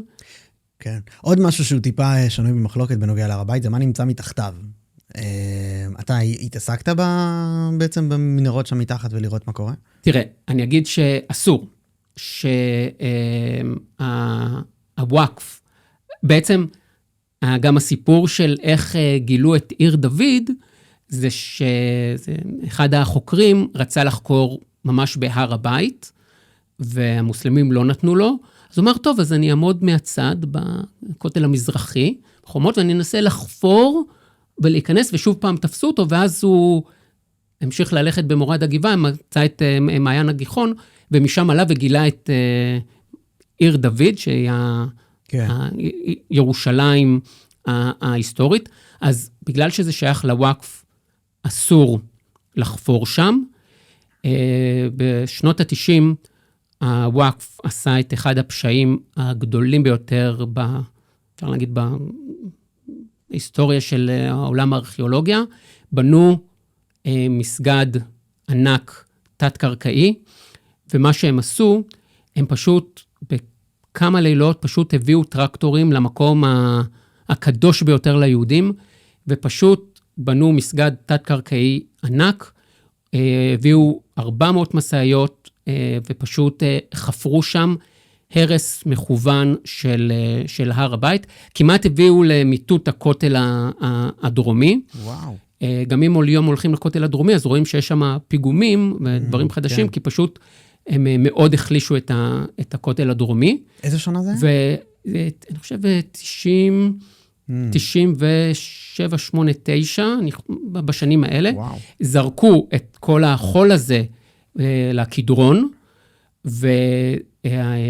ואז כמה ארכיאולוגים אמרו, רגע, זה פשע ארכיאולוגי מטורף, ויש את מה שנקרא סינון עפר הר הבית, באמת היא שזה מה שיש לי גם כאן, על הצוואר, שזה איזושהי תרומה לפרויקט הזה, ומה שהם עשו, הם פשוט לקחו את כל האדמה שהוואקף הוציאו, פשוט הרס של האתר הקדוש ביותר ליהודים, בעצם זה שגם ישראלים לא יודעים על זה ולא מבינים את זה.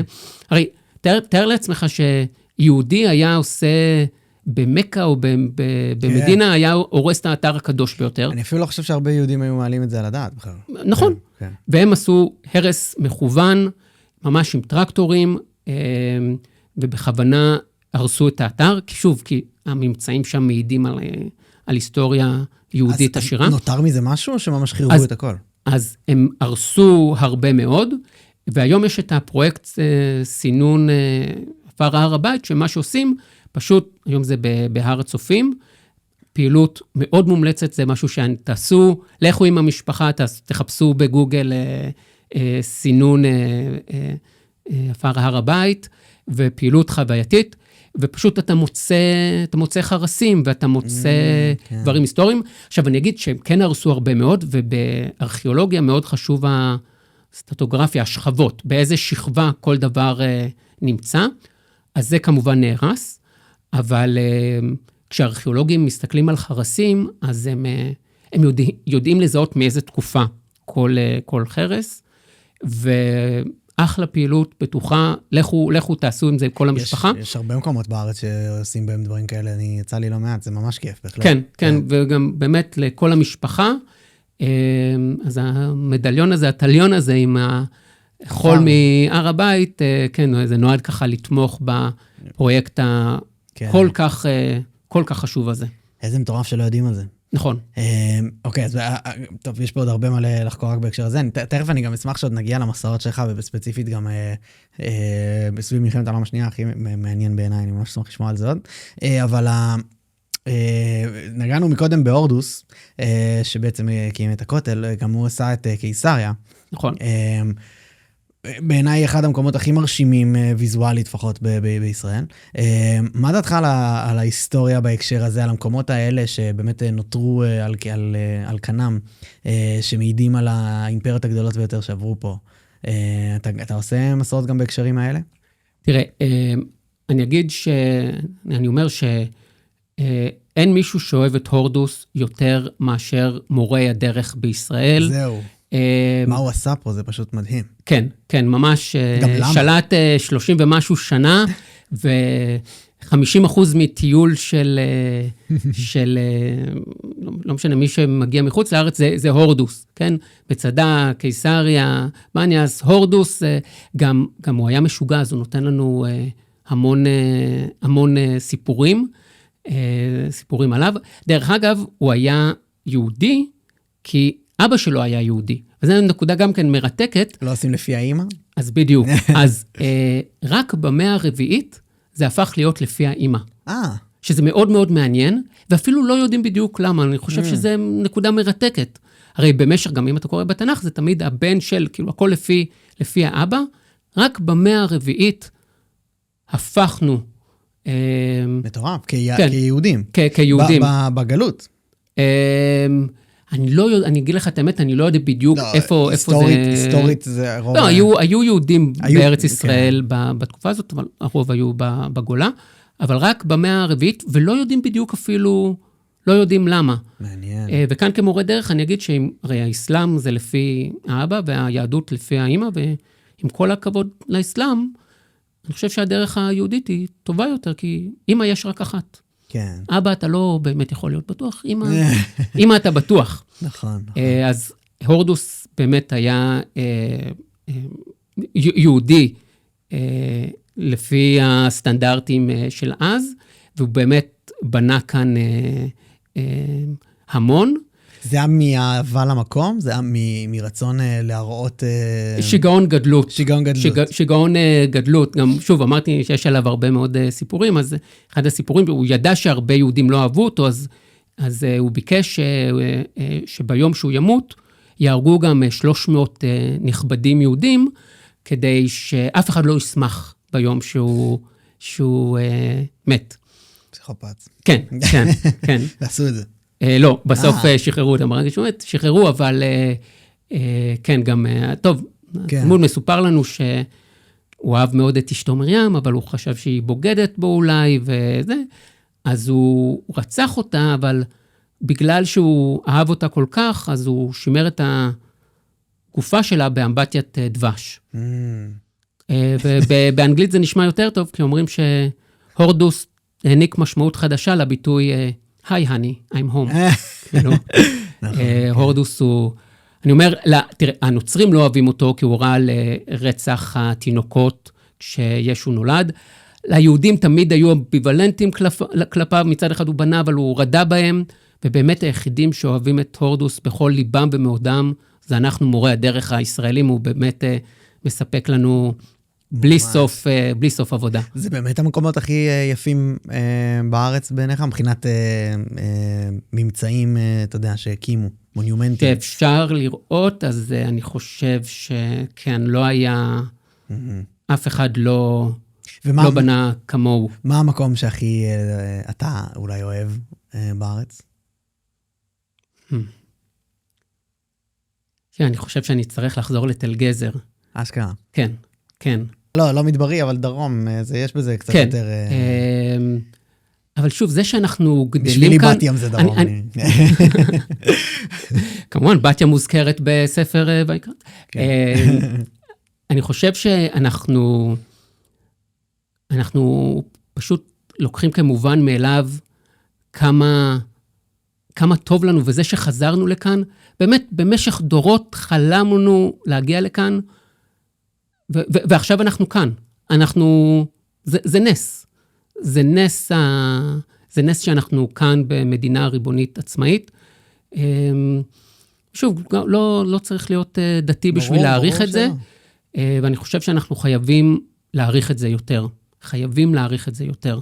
ושוב, העניין שאתה יודע שאני יוצא עם חברים או עם הכלב כילד, במקום שיש שם היסטוריה של של אלפי שנים, גם טיילתי הרבה בחול, אולי עוד נגיע לזה, אבל יש הרבה מאוד מקומות שאתה מטייל, בסדר, אז יפה, והאוכל טוב, אבל אין, אף מקום אין את העומק שיש כאן. בוא נגיד שבמעט מאוד מקומות בעולם יש את העומק הזה. אני תוסיף לזה פשוט גם את זה שזה התחיל לרגש אותי יותר ויותר לאחרונה, ככל שאני יותר בחול, אפרופו המסעות שלך, שתכף נגיע אליהם, עצם זה שדיברו עברית, ואתה באמת צאצא של אברהם וכל שאר האנשים, זה באמת אמיתי היסטורית, ואז בעצם זה שאתה הולך פה, ובכל המקומות, וזה משהו שחסרת בהרבה מקומות בעולם, אין את זה. ההיסטוריה של לונדון, כמה שיש לה הרבה, זה חוזרת 1000 שנה אחורה גג, ובארצות הברית זה כמה מאות. וגם אני אגיד שבאמת קומראן, מגילות ים המלח, שאני חושב שזה מרתק, אתה יכול להרחיב עליהן טיפה גם יותר? הוזכרו פה כמה פעמים בפודקאסט, אבל מה הקשר שלך אליהם בבחינת... אז אני אגיד שבכלל, רוב מורי הדרך שעוסקים גם בתיירות נכנסת, אבל גם מאוד אוהבים את סוף ימי הבית השני, שזה אולי התקופה, אחת התקופות החשובות ביותר בהיסטוריה, גם שלנו וגם של... תקופה של ישו, אבל גם זה לא סתם, גם אני אגיד שהרבה מאוד ישראלים מפחדים כשמזכירים את ישו, אז גם, רגע, מה אולי הוא יהודי משיחי, אולי אני פשוט מכיר את זה מהתגובות בישו, מישראלים, רגע, למה הוא מזכיר את ישו? אבל הברית החדשה, ספר נהדר, ללמוד על ההיסטוריה שלנו, באחת התקופות המרתקות ביותר שלנו, לא צריך לפחד. אני מאוד אוהב גם לקרוא אותו כסיפורת, זה באמת... כן, לא, מי שמספיק בטוח בעצמו, לא צריך לפחד, לא צריך, אני סתם אתן אנקדוטה שאולי תעצבן הרבה אנשים, אבל שוב, היא נכונה היסטורית, הבן אדם הראשון שבכתובים נקרא רבי, זה ישו. הבן אדם הראשון שנקרא רבי, שפונים אליו, זה בברית החדשה, ישו. הרב הראשון, לא צריך לפחד מזה, וזו באמת הייתה תקופה על זה אני מניח שיהיו תגובות. אוקיי. בסדר? לא, פשוט יראו לנו אולי אם יש מישהו לפני, שמישהו יודע. אחלה. דרך אגב, אני חושב שזה משהו נהדר בפורמט הזה, שיש אנשים שמבינים יותר ממני וממך, והם בקיאים יותר, ואם הם ימצאו משהו קדום יותר, אז נהדר. אני לומד מלא רק מהתגובות. בוודאי, זה נהדר. אבל אז אני אסייג ואני אגיד ממה שאני יודע, ישו הוא הראשון שנקרא רבי, אבל שוב, זה לא העיקר כאן. כן. ובית המקדש גם נהרס בתקופה הזאת, היהודים היו מאוד מפולגים, בעצם עברנו מיהדות שבה המקדש עומד במרכז, ליהדות שבה התפילות בעצם מחליפות את הקורבנות, שזה גם כן נושא מרתק. כן, זה קשור גם לגלות בעצם. כן, בכלל, מה הפעילות המרכזית שיהודי עושה, ובמדבר יהודה, העם היה מאוד מפולג. דרך אגב, גם לא סתם ישו צמח בתקופה הזאת, כי היו הרבה מאוד זרמים והרבה מאוד כתות, ובמדבר יהודה חיה קבוצה של... אם אני אגיד איסיים, אז פתאום יהיו כאלה שיקפצו ויגידו זה, אבל בקומראן נגיד שמקובל לכנותם איסיים, והם היו כהנים שהתאכזבו מהכהונה בירושלים, והם ממש חיו חיי שיתוף כמו קיבוץ, לא כל כך קיבלו נשים, היו להם גם כמה מאפיינים מעניינים, הם ראו כל אחד בעצם כמקדש, ולכן אפילו הם לא עשו צרכים בשבת, קבוצה מאוד מאוד מעניינת, והם היו בטוחים שתגיע מלחמת גוג ומגוג, סוף העולם, ושהם יהיו בני אור, והם כתבו על זה, שאני חושב שזה מאוד, מאוד מעניין לראות את זה, ובכל מקרה נמצאו שם מגילות מדבר יהודה, שזה גם הכתבים שלהם, של הקבוצה הזאת, של הכת הזאת שחיה שם, וגם... אז פרושים, צדוקים. בדיוק. כן. רבים עדיין באקדמיה על מי הם. כן. ובעצם היהדות המודרנית, נגיד הרבנית, מה שאנחנו מכירים, זה המשך של הפרושים. הצדוקים הכהנים, דרך אגב, הרבה דברים שנראים לנו היום בסיסיים, אמונה בעולם הבא, לא, כהנים לא בבית המקדש בירושלים לפני 2000 שנה, לא האמינו בזה. וואו, איזה מעניין. כן, כן. וחשוב להגיד שאני לא אומר את זה בביקורת. היהדות משתנה ומתפתחת, גם הנצרות וכל... זה לא איזושהי... אם היית מראה לדוד המלך איך היום מתלבשים באופנה אירופאית בכלל של שנות ה-1600, זה מאוד מצחיק, כן. נכון, נכון. אבל זה לא אומר שזה לא רשאי להתעדכן. נכון, נכון. גם בתנ"ך אנחנו רואים איזושהי התפתחות לאורך מאות שנים. כן. מדברים גם בניב גרמני, יידיש, כן? נכון. זה דברים מצחיקים. מאוד מעניין מה דוד המלך היה אומר. אבל היית במגילות מדבר יהודה. כן, וחלק מהמגילות האלה הם פשוט חלקים מהתנ"ך, וזה פשוט מדהים שזה טקסטים בני 2000 שנה, וחלק מהמגילות יש מאות מגילות, חלקן קטנות, חלקן ממש, עכשיו אני אפילו חושב שמגילת ישעיהו מופיעה בירושלים, בהיכל הספר, וזה טקסטים שוב שאתה יכול לקרוא היום בעברית מהתנ"ך. אין דברים כאלה.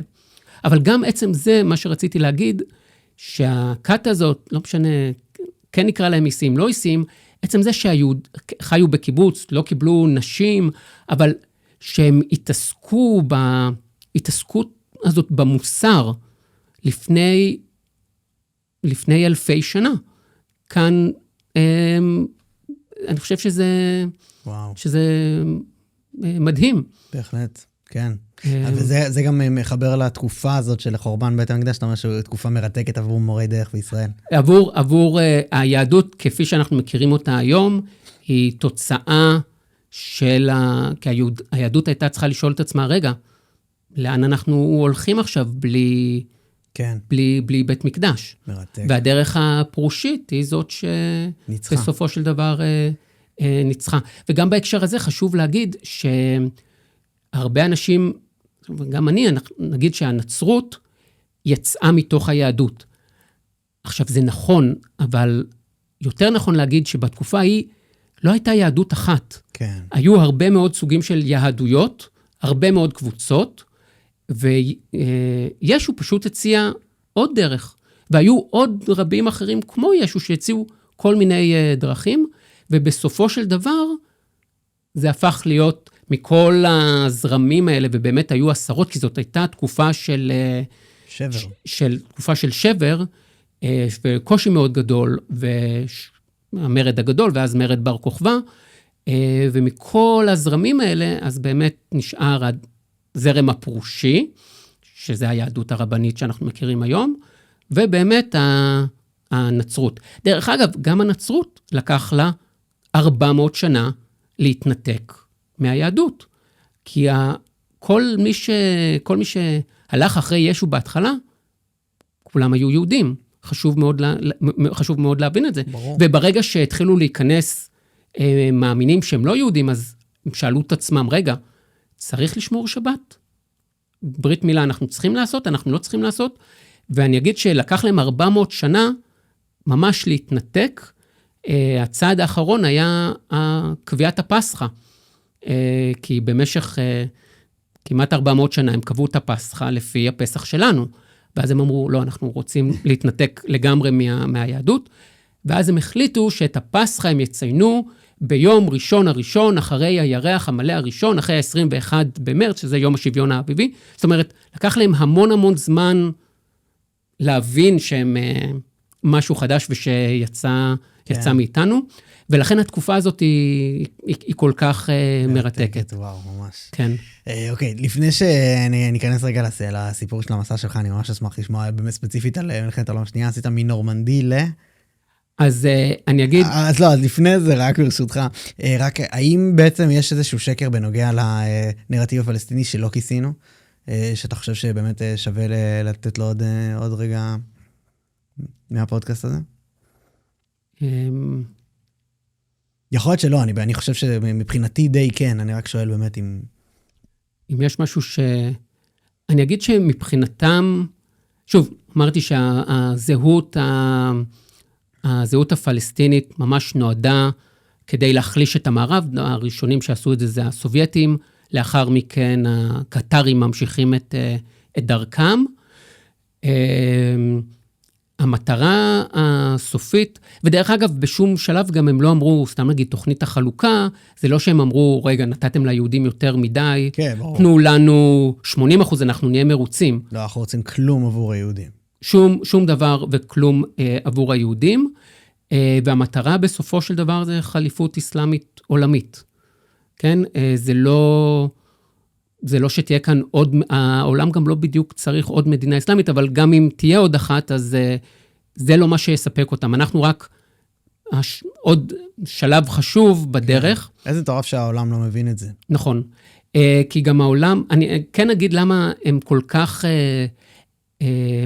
מבחינתם, הקיום שלנו כאן, זה פגיעה מאוד מאוד עמוקה בכבוד שלהם, כי המקום הזה כבר היה אדמה אסלאמית, ואז אתה מבין, זה כאילו, אני חושב שדוגמה טובה לזה, זה קצת כמו להגיד, תאר לך שאתה עכשיו אייפון 17, ופתאום מישהו מוצא אייפון 3, והאייפון 3 יותר טוב מהאייפון 17 בהכל. זה גורם לך, רגע, אני משהו לא בסדר. ומבחינת האסלאם, כל אזור שהוא היה אסלאמי, הוא שייך לאסלאם לתמיד, והם בדיוק, והם רוצים עוד להשתלט. אז לא רק שכאן הם לא משתלטים, אזור שהיה שלהם, פתאום מדינה, ולא סתם מדינה של נגיד איזה פגנים, אלא מדינה של יהודים, שהם היו אמורים הרי להחליף אותנו, ולא רק שאנחנו מקימים מדינה, אנחנו גם מצליחים. וזה פצע בכבוד האסלאמי שלהם, שהם לא מוכנים להתגבר עליו, וזה נושא דתי. גם אני אגיד עוד משהו שאני חושב שטוב, הקהל שלי במערב לא מבין, שאם אתה מסתכל על הארגונים שפועלים נגדנו, המשטר האסלאמי האיראני, חיזבאללה, חמאס, הג'יהאד האסלאמי, זה דתי, דתי, דתי, דתי, דתי. זה בכלל לא לאומי. כן. זה הכל נובע מהרגש הדתי, ובגלל שבמערב לא כל כך יודעים להתמודד עם זה, אז עשו כזה ריברנדינג של מאבק לאומי, של החלש, של המדוכאים. אני חושב שגם להגיד ריברנדינג זה מעיד על איזושהי כוונה, שאני חושב שאין. זה פשוט ככה הם מבינים את העולם. הם לא יודעים לתת את הכבוד לדת כמו שאנחנו מבינים. נכון, נכון. הם לא, כי הם כבר כל כך לא דתיים, מה שבמערב זה קצת כמו להגיד, אני לא יודע פיזיקה, אז אני לא פועל לפי חוקי הפיזיקה או הכימיה. בדיוק. אז זה אותו דבר. כן. זה אותו דבר. אוקיי, אז אני אשמח לשמוע ברשותך על הסיפורים בעצם עם המסע שעשית בעקבות מלחמת העולם השנייה. עברת בעצם בכל הנקודות. כל הנקודות זו מילה גדולה. תגיד בעצמך. טוב, אני אגיד שאני אתחיל ממש מההתחלה. בתיכון הייתה לי איזושהי מין הרגשה כזאת של, אני לא הבנתי את העולם של המבוגרים, אמרתי לעצמי, אני כנער, יש לי את ההורים שלי על הראש, יש לי את המורים, המפקדים, המבוגרים יכולים לעשות הכל. אף אחד לא יושב עליהם, אני לא הבנתי, כנער, מין מחשבה שישבה עליי המון שנים, לא הבנתי איך מבוגר יכול להתלונן. כי מבוגר מבחינתי, הוא יכול לעשות הכל. הוא יכול לשנות עבודה, הוא יכול לשנות מקום, הוא חופשי. וזה משהו שככה ליווה אותי הרבה מאוד שנים. ואחרי הצבא אמרתי, אני אוכיח לעצמי שאני יכול לעשות משהו קצת אחר, ואני אצא למסע בעקבות מלחמת העולם השנייה, כן, כולם טסים למזרח או דרום אמריקה, אני עושה מסע בעקבות מלחמת העולם השנייה, וקניתי ון. סביב הסיפור היהודי או לא? סביב הסיפור העולמי? לא, אז חשוב לי להגיד שזה היה מסע בעקבות מלחמת העולם השנייה, כשהשואה היא חלק מתוכו. אבל זה לא היה... זה האמת. כן, כן, וזה חשוב להבין את זה. אני אגיד שגם בדרך כלל ששואלים אותי, אז אני אומר מנורמנדי לסטלינגרד, כי אלה שתי נקודות מוכרות, אבל התחלתי בכפר צרפתי קטן, שנקרא אורדור סרגלן, כפר שמעטים מכירים, שהוא בכלל היה תחת שלטון וישי, זאת אומרת, לא כפר צרפתי רגיל, לא רזיסטנס, לא יהודים, לא הומואים, הכי רגיל שיכול להיות. כמה ימים אחרי הפלישה לנורמנדי, זה דיוויזיית SS של הגרמנים עוברת בכפר הזה, גם בכפר לא היה רזיסטנס, שיתפו פעולה, והגרמנים אמרו לכל תושבי הכפר, 600 איש, אמרו את הנשים ואת הילדים הכניסו לכנסייה, את ה-180 גברים לקחו לאסם, ירו לכל הגברים ברגליים, שרפו אותם, חזרו לכנסייה, זרקו פנימה רימונים, ושרפו את כל הנשים ואת הילדים, והדיוויזיה הזאת המשיכה. והם פשוט רוע טהור. שוב, אין כאן אידיאולוגיה מאחורי זה, לא יהודים, לא שום דבר. פשוט הדיוויזיה הזאת אמרה, אנחנו רוצים להראות נוכחות, והיום, הכפר החדש הוקם 1.5 קילומטר מהמקום, והיום יש שם איזשהו מוזיאון קטן שמספר את מה שסיפרתי לך, והם השאירו את הכפר כמו שהוא. אז זה נראה כמו, מצד אחד כמו חירבה, כן? אבל מצד שני אתה רואה את כל מה שממתכת, מכוניות, מכונות תפירה, שולחנות ממתכת. מצד אחד זה נראה לך כמו חורבה עתיקה, אבל אתה רואה שזה מודרני משנות ה-40. וזה פשוט מעשה של רוע טהור, ואולי הדבר הכי משוגע בכל הסיפור הזה, שאחר כך שדיברו עם החיילים אחרי המלחמה, מה הם עשו, הם אפילו לא הבינו שהם עשו משהו לא בסדר, כי הדיוויזיה הזאת, לפני שהיא הייתה מוצבת בצרפת, היא הייתה במזרח, ושם הם עשו את זה למאות כפרים, מאות כפרים שאף אחד... מזרח אוקראינה, בלרוס. מזרח אירופה. מזרח אירופה, ושם הם עשו את זה למאות כפרים, שאנחנו לעולם לא נדע עליהם, ולא נשמע עליהם, ולא זה. פה פשוט מה שמיוחד בסיפור הזה, שהם עשו את הזוועה הזאת פשוט בצרפת. מה שהם עשו את זה, דרך אגב, הם בכוונה בחרו כפר בלי רזיסטנס, כי הם פחדו, הם בכלל היו בדרך לנורמנדי, זה ממש היה 4 ימים אחרי הפלישה לנורמנדי, הם פשוט עברו שם, מין אקט של אל תתעסקו איתנו. אז התחלתי משם, פשוט מקרה של רוע, צרוף, רוע טהור, ומשם לנורמנדי, ועברתי דרך 10 מדינות, 200 אתרים שקשורים למלחמה, שוב, לא רק לשואה. ברור. כן, הגעתי לכל המחנות לבד, ואני אגיד ששם זה היה לי אישית מאוד מעניין, כי הרי רוב מי שמגיע לאושוויץ, מיידנק, טרבלינקה, מגיע במסגרת משלחות. כן. לא משנה, כן, בית ספר, חיילים, ואני שמתי לב לאיזושהי תופעה, בעיניי זה היה מעניין, שאתה יודע, נגיד ישראלים עושים את הסיבוב, ואז יושבים ועושים איזשהו סיכום, ואומרים, תראו מה קורה לנו כשאין לנו מדינה, אנחנו צריכים שתהיה לנו מדינה.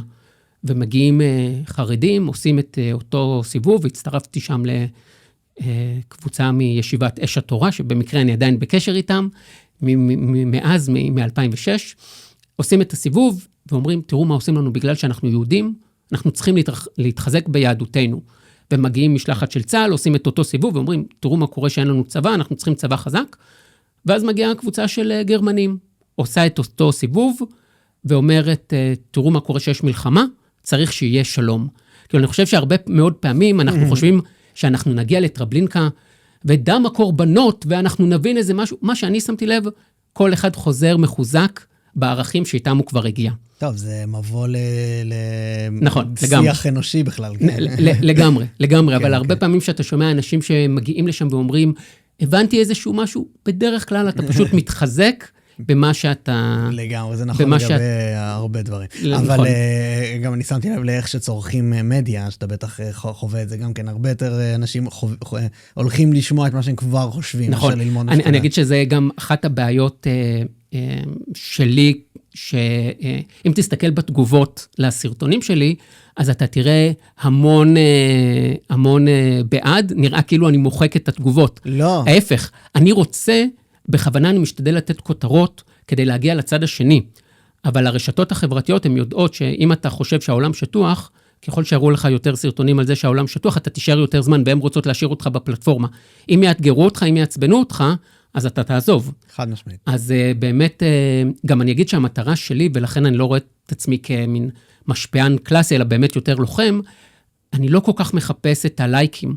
ההפך, אני רוצה שדווקא, ככל שיש לי יותר דיסלייקים, ככל שאני מקבל יותר שנאה, אני יודע, אוקיי, הגעתי לאנשים הנכונים, לשם אני רוצה להגיע. כן, לא נעים, אבל כדי נכון. כנל, כן. לא, זה אני גם, אני פה חווה באמת הייט מטורף ברמות ש... כן? כן, אתה נוגע בכן צרעות מסוג אחד, יש כן צרעות ברבים, כני, איך אומרים ברבים? כני צרעות בתוך ישראל. אז אני חושב שיש בזה דווקא משהו חיובי, כי זה אומר שנגעת לאנשים בנקודה... זו המטרה שלי בין היתר. נכון, וזה נהדר. אני אשמח אבל לשאול אותך על המסע הזה, מה בעצם בתקופה הזאת, היסטורית, כל כך צועק אלינו? כולם, טוב, כאילו המספרים, הממדים, זה סקאלה מטורפת, אבל הרבה נשאבים לשם ללמוד היסטוריה וללמוד על האנושות, ומה זה בכלל להיות בן אדם, דרך אירועי מלחמת העולם השנייה. שאלה נהדרת, שאלה גדולה. אני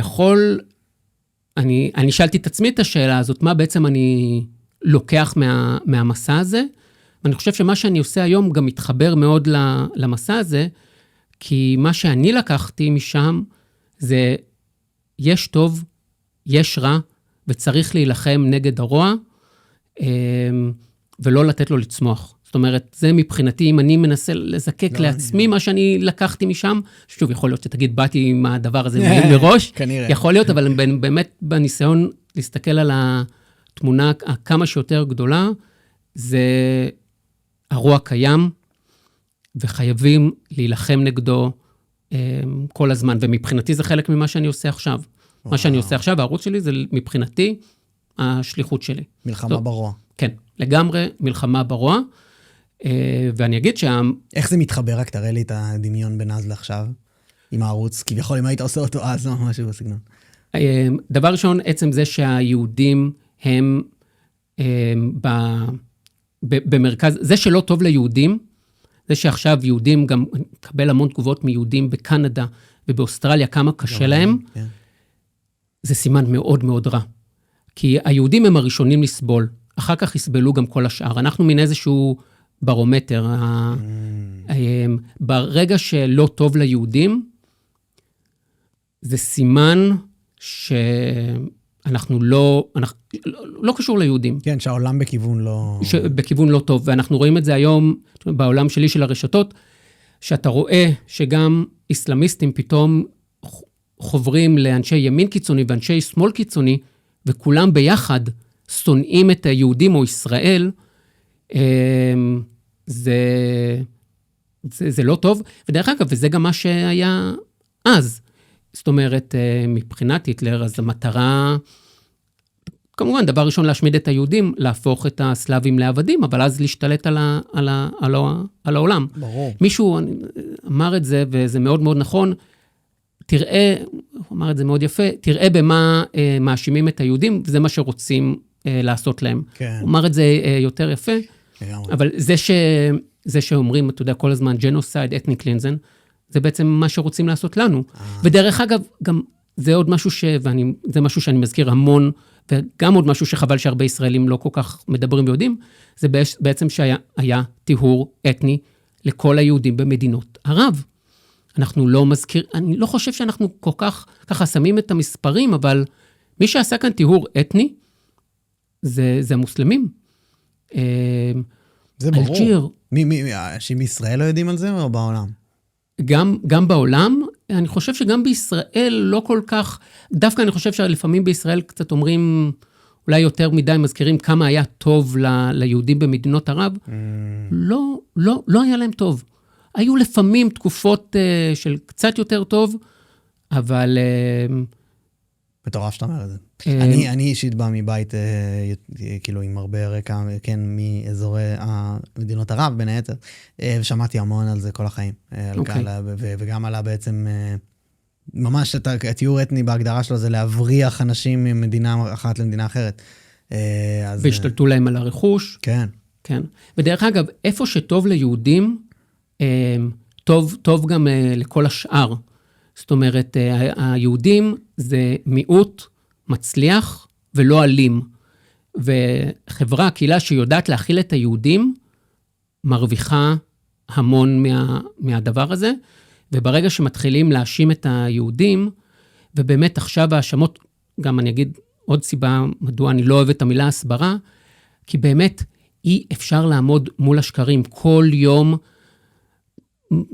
קצת איזה משהו, יכול היום שיגידו שישראל מוכרת איברים של פלסטינים, ראית בניו יורק טיימס, בדעה שישראל מאלפת כלבים לאנוס זה, באמת אין גבול השקרים, קדיס אוונס אמרה לא מזמן, שהיהודים הם אלה שאחראים לעבדות של שחורים בארצות הברית, זאת אומרת, כן, עכשיו שוב, קדיס אוונס אמרה את זה? כן, היא אמרה את זה חד וחלק, אחת הפודקאסטריות הגדולות בארצות הברית, זאת אומרת, זה לא כל מיני אנשים קטנים וקיקיוניים, אומרים את הדברים הנוראים ביותר, ואנחנו לא יכולים עכשיו לרוץ ולהוכיח, לא, אנחנו לא מוכרים דברים של הפלסטינים, לא, אנחנו לא אשמים במצב שלה. כי אתה לא תצליח לחסות בדיוק, את כל ולכן אנחנו צריכים לעבור ממגננה להתקפה, ולא להיות בפוזיציה. אנחנו צריכים לקבוע את הנרטיב. דרך אגב, רק אני אגיד על קטר, שזה מה שהיא עושה מעולה, קטר לא מצדיקה את עצמה. היא לא אומרת, כן, תראו, אצלנו אנחנו אסור, אם מוסלמי יתנצר, אנחנו נכלה אותו, או נהרוג אותו. הם בכלל לא מדברים על זה, הם פשוט, הפוקוס כל הזמן, ישראל, עזה, תפתח אל-ג'זירה, לא משנה מתי, תמיד אחת הכותרות תהיה נגד ישראל, וזה כדי שגם לא יסתכלו מה קורה אצלם, הם לא מסבירים, כי הם אלה שקובעים את הנרטיב. אז איך לעשות את זה בדיוק? אני חושב שזה חבל מאוד שמדינת ישראל בכלל לא נכנסה לאירוע הזה, אבל אנחנו חייבים לעשות את זה, ולהיות יותר, אנחנו צריכים לקבוע את הנרטיב. כן. אוקיי, לסיום, אנחנו ממש מתקרבים לסיום. יש שני דברים שאני עוד אשמח לשמוע ממך, ברמה של ההיסטוריה דווקא, ובתור אותך הולך בארץ ישראל ויודע את הדברים.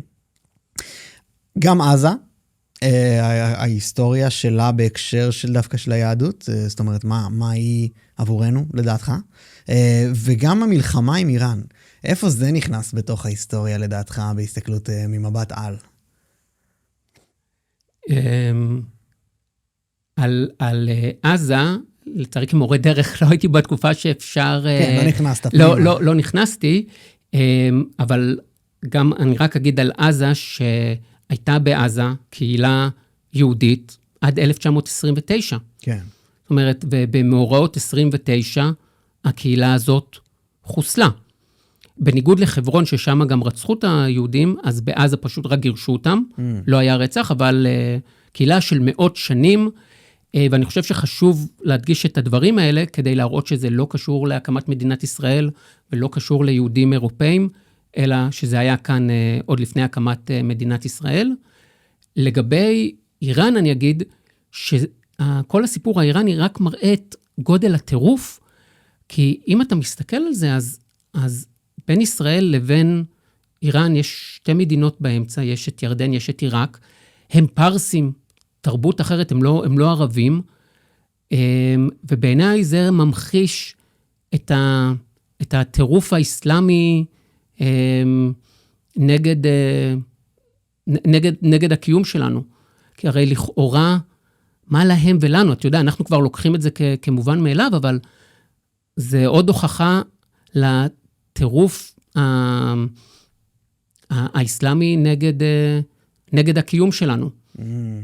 זה מעיד לך בעיקר על זה, אתה אומר, כן. הבנתי. כן, דרך אגב, גם ההיסטוריה הייתה היסטוריה מאוד פורה וחיובית.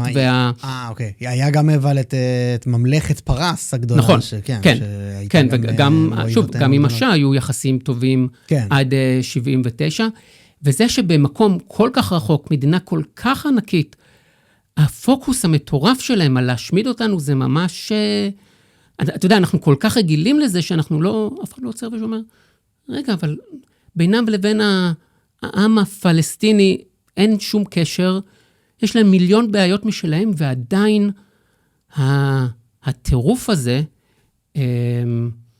נכון. פסיכי לגמרי. לגמרי. טוב, אורן, היה ממש תענוג, ממש תודה שהגעת.